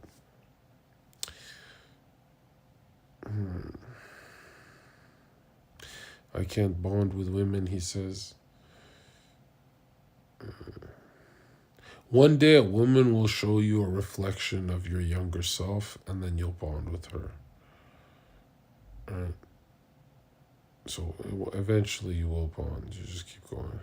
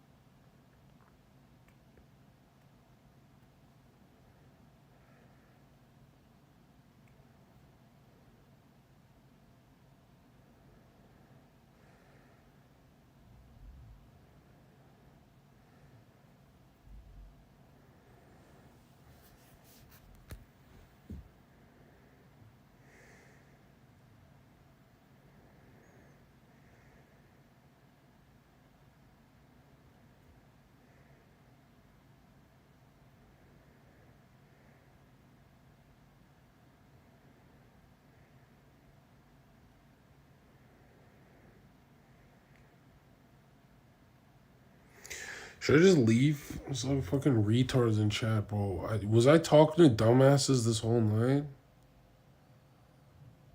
What a waste of time. I just read like 10 messages and I'm like, this is the worst chat I've ever had. Actual retards, man. I don't see any chats like this, and they're all like fighting for who's the funniest. It's like, dude, it's been 3 hours, nobody's laughed, bro. Have you guys laughed at any of the chatters? Like their little like jokes and stuff? I don't think I laughed once with chat today. They're like trying hard with the jokes. I didn't even do like a fake like, haha, nice one. Jeez. Am I carrying this one?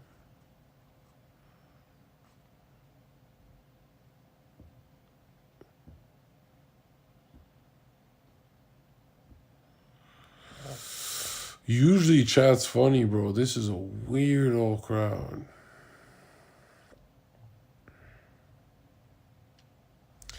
I've been preaching, you're scared to confront it. Alright, preach. What am I supposed to confront?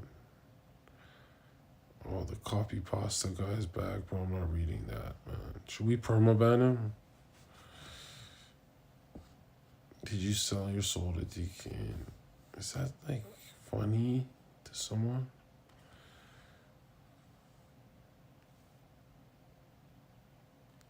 Yeah, okay.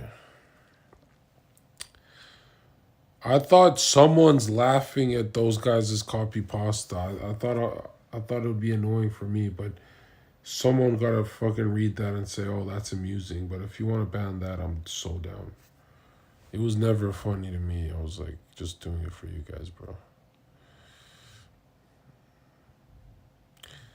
Zherka, what is up with the red hood? Look, now this is some eyes wide shut conspiracy, bro. It's a hoodie. Like, get over it. What the fuck is going on?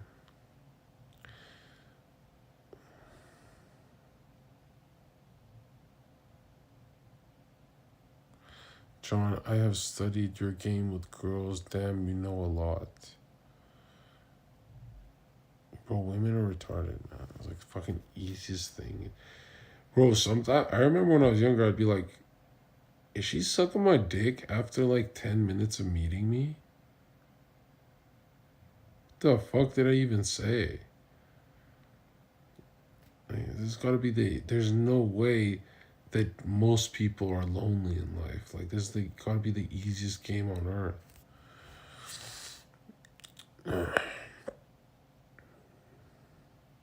Here's the best way to getting any girl to want to fuck you.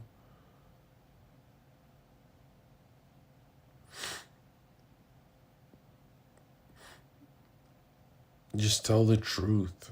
You know, like most men lie to women, and they go, "Oh, lying works with women," right? But lying doesn't work. That's why you guys are coping. If you just tell them the truth, you literally sound like their dad, right? I don't think you should do that whole shit, and then they get wet. They're like, yeah, my dad doesn't like me being a hoe either, John. It's like, no, I don't care if you're a hoe. I'm just saying that so you get wet. So I'm RPing as your dad. Yeah. People only tell half the truth and they'd be like, truth doesn't work. Bro, tell the full truth and she'll get wet, right? Like, when a girl is coming, nothing makes her come more than when the guy's like role playing, you dirty bitch. But if you really want her to come, nothing will make her nut more than you meaning it.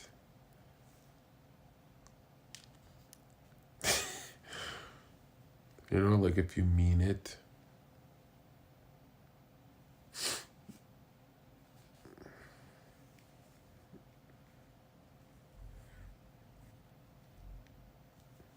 Dog from Park says, with the back of your hand. That's who's in chat today. Dog from Park. I think I saw you today. Oh, Lord, bro. It's just not working for me.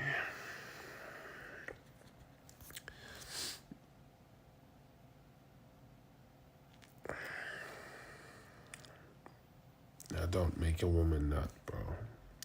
Every time a woman nuts, demonic portals are opened in the world. Like, if I'm making a woman nut, I go, stop that. Get some help. Stop nutting. You know what I mean?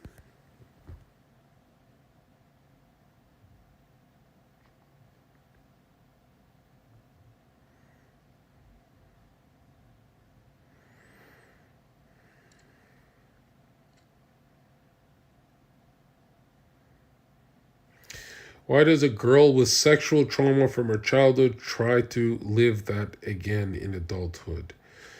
Yes. Why she wants to live it again?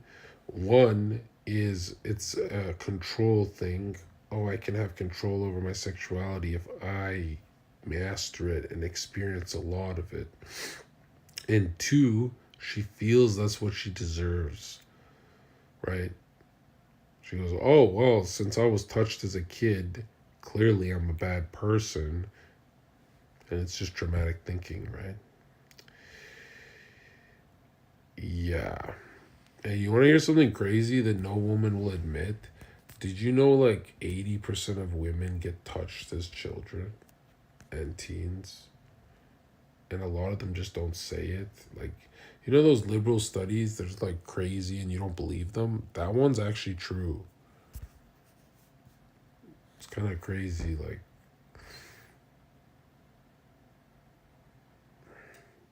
80%, laugh my ass off. Yeah, right. Yeah, no, it's way higher than 80. I'm coping. A lot of them deal with it better, I guess.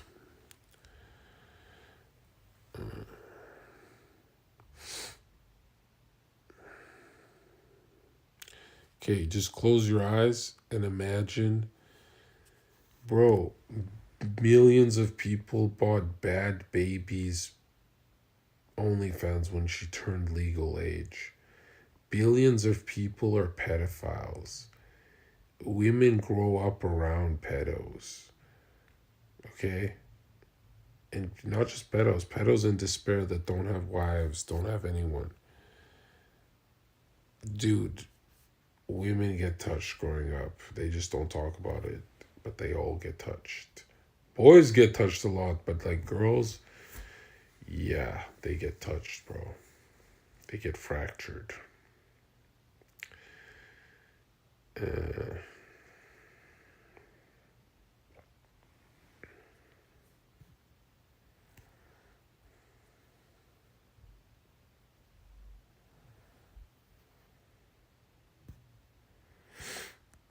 mm-hmm.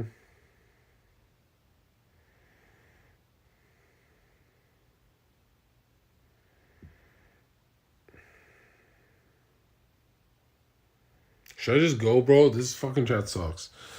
It was supposed to be like a 10-minute stream. I guess we did 4 hours, but this beanbag is nice, man.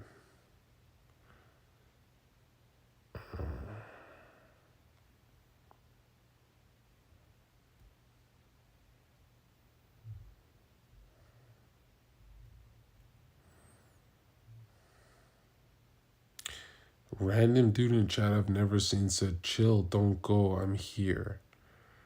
How did you fix anything? I said, "You're not even typing anything." I'm not fucking holding a phone in front of my face anymore, dude. Hell no, bro. I got nothing out of this. This stream sucked, bro. This is like the biggest way. I could have done so many things. This is such a waste of time.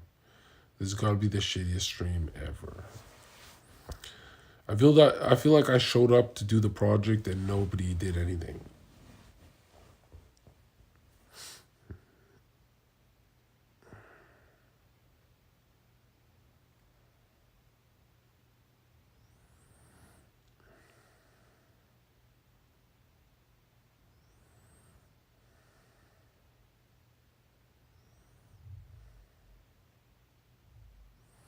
One.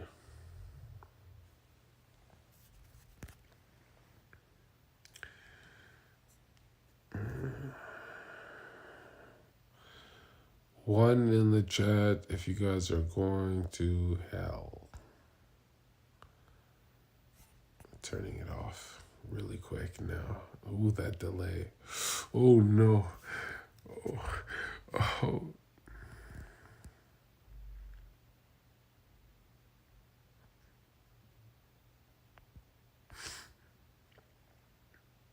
Wait, what's Haz's hot mic moment? What did I miss? Is that why you got banned?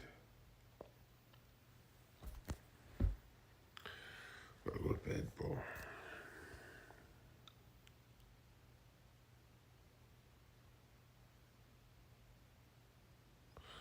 Oh, Rumble? No.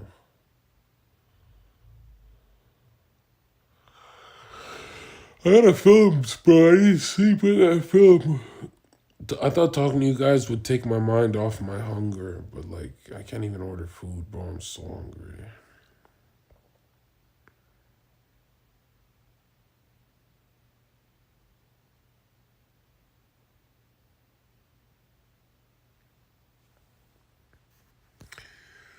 You believe in black magic? Yeah, just black magician.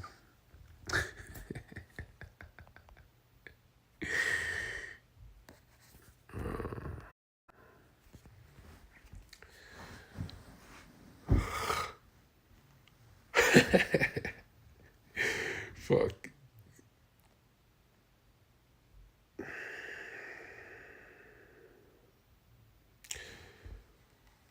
Someone bring me some food.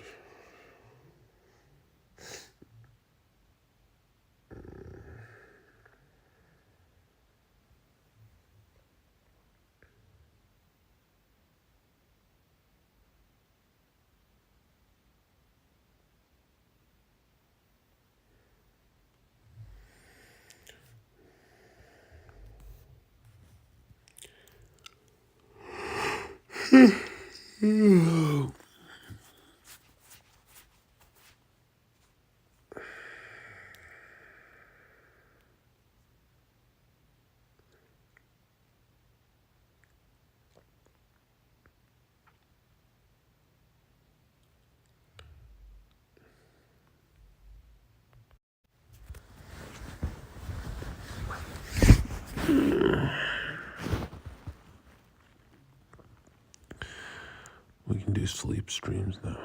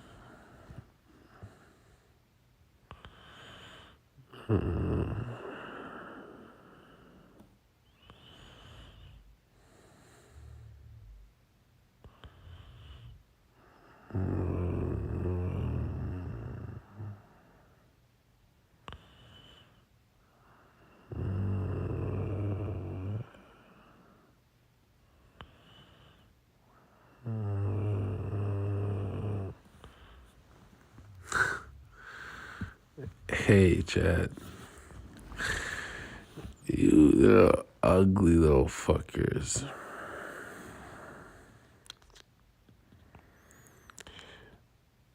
Don't forget to watch my episode on D. Kane's channel. They're gonna interview me on their podcast. And someone bring me some food. I used to open the oven and there was always food. Now every time I open the oven, I don't make jokes like that. Listen, I'm so hungry. I need like a burger. I need a burger. God damn. Dude, these teeth are OP, man. When did I become so good looking? How they say money don't buy happiness, man. Money buy sick teeth. I think I'm the only one on this website who bought teeth. Everyone else looks disgusting. Shiny teeth that sparkle, just like the stars in space. I'm a buck. Fucking bucked out. I have the most expensive skull on this website. Wish I could go back in time. I used to work 3 jobs. I would have got the teeth done when I'm 20 years old. I don't think it's worth it this much, but it's so worth it.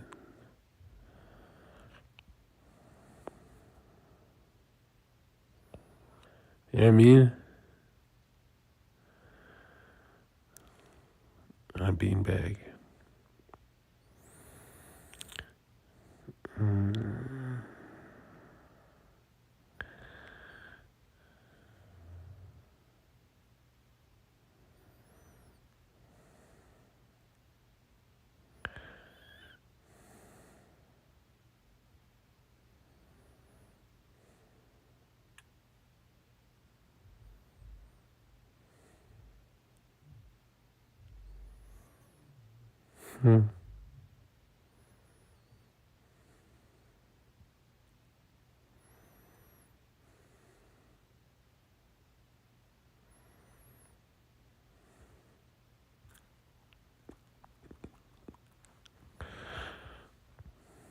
OP as hell, dude. I'm a good looking guy with these teeth. These teeth are sold. It's like a castle.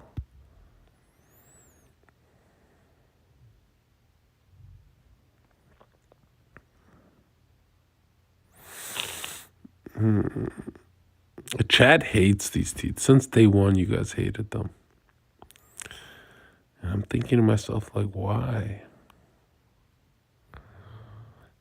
Why can't I be? I'm like those,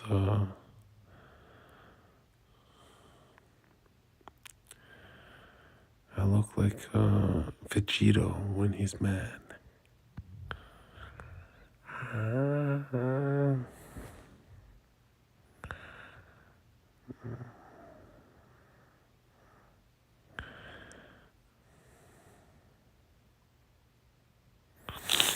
He says, yo, I'm killing it on Rumble. I said, oh, yo, I'm killing it on Rumble. What the fuck?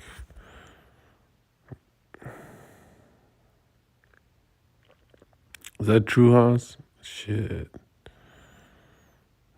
I might have to start rumbling sometime.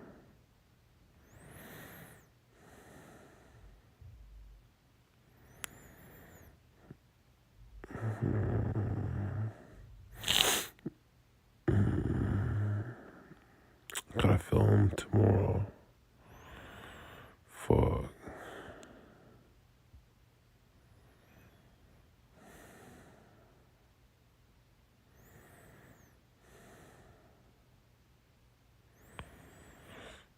What's the theme of this stream? The theme of this stream is always the same. Locker room talk. A little sus vibes. And hating on chat.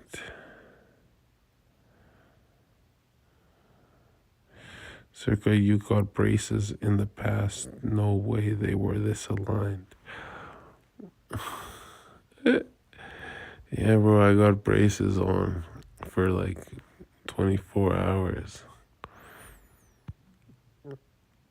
You see, when you understand Freemasonry, you can just change your teeth structure.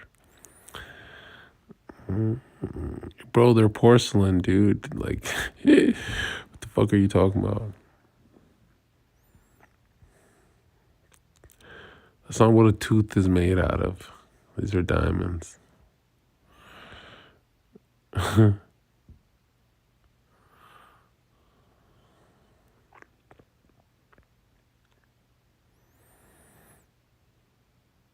used to see Trump smile, and Trump was like, I was like, damn, bro. How much does that cost?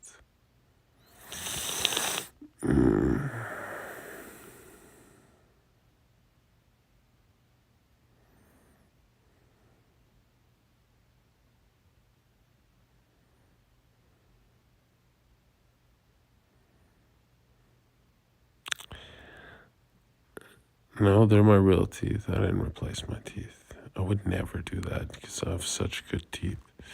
Healthy.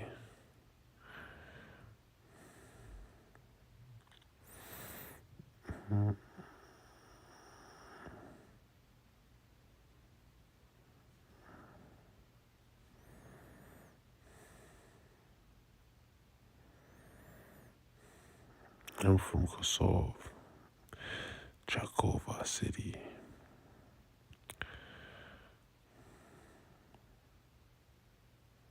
My Albanian family is watching you. Don't watch me when I don't have content, man. I'm fucking.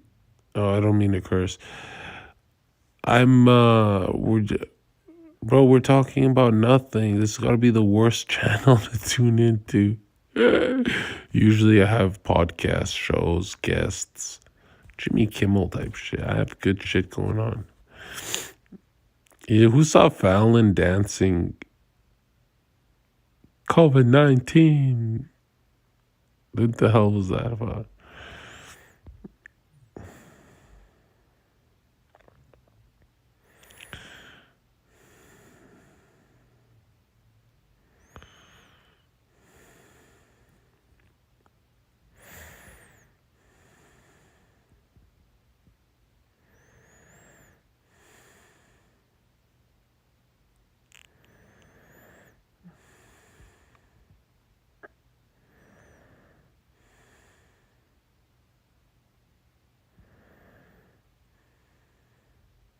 Finally, an Albanian who's a flat. Every Albanian I see that hears the words flat earth tries to stab me. Like they hate it. It's very base to you guys.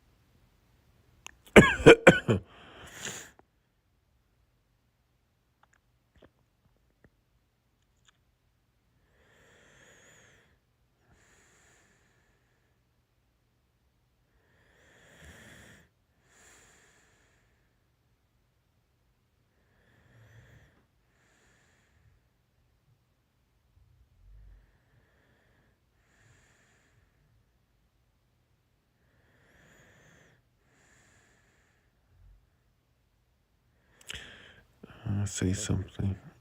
Your mom's a whore.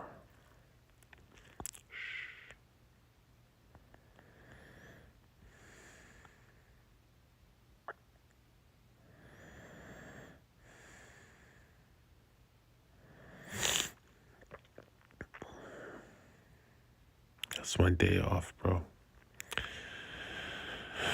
Long day, Lois. No, I'm not good. I'm just flexing these new teeth.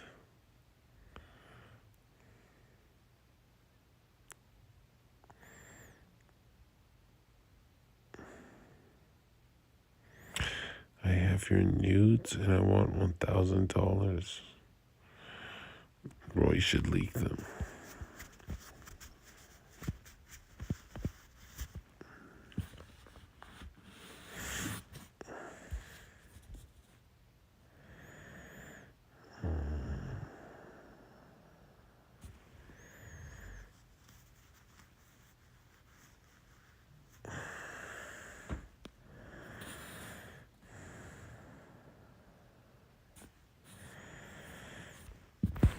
No, I don't do phone calls with chatters or VC with chatters.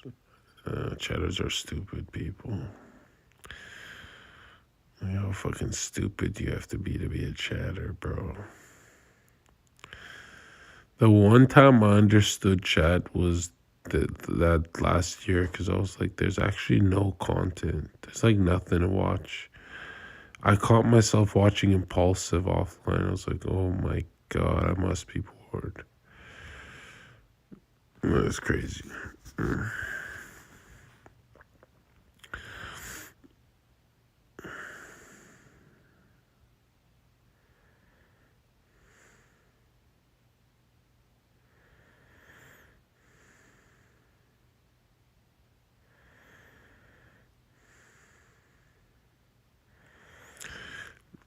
Damn, you got some big lips. Are you part black?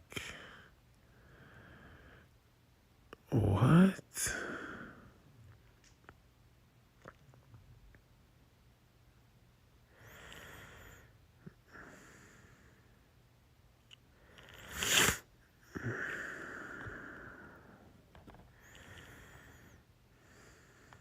It's been hours, bro. Stop it.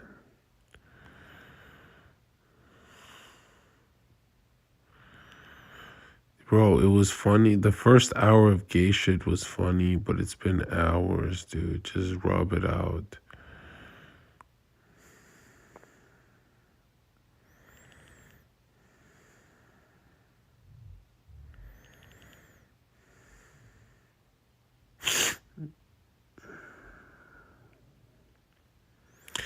Do you want to see my progress pics? Okay, we're done here. Fuck this shit.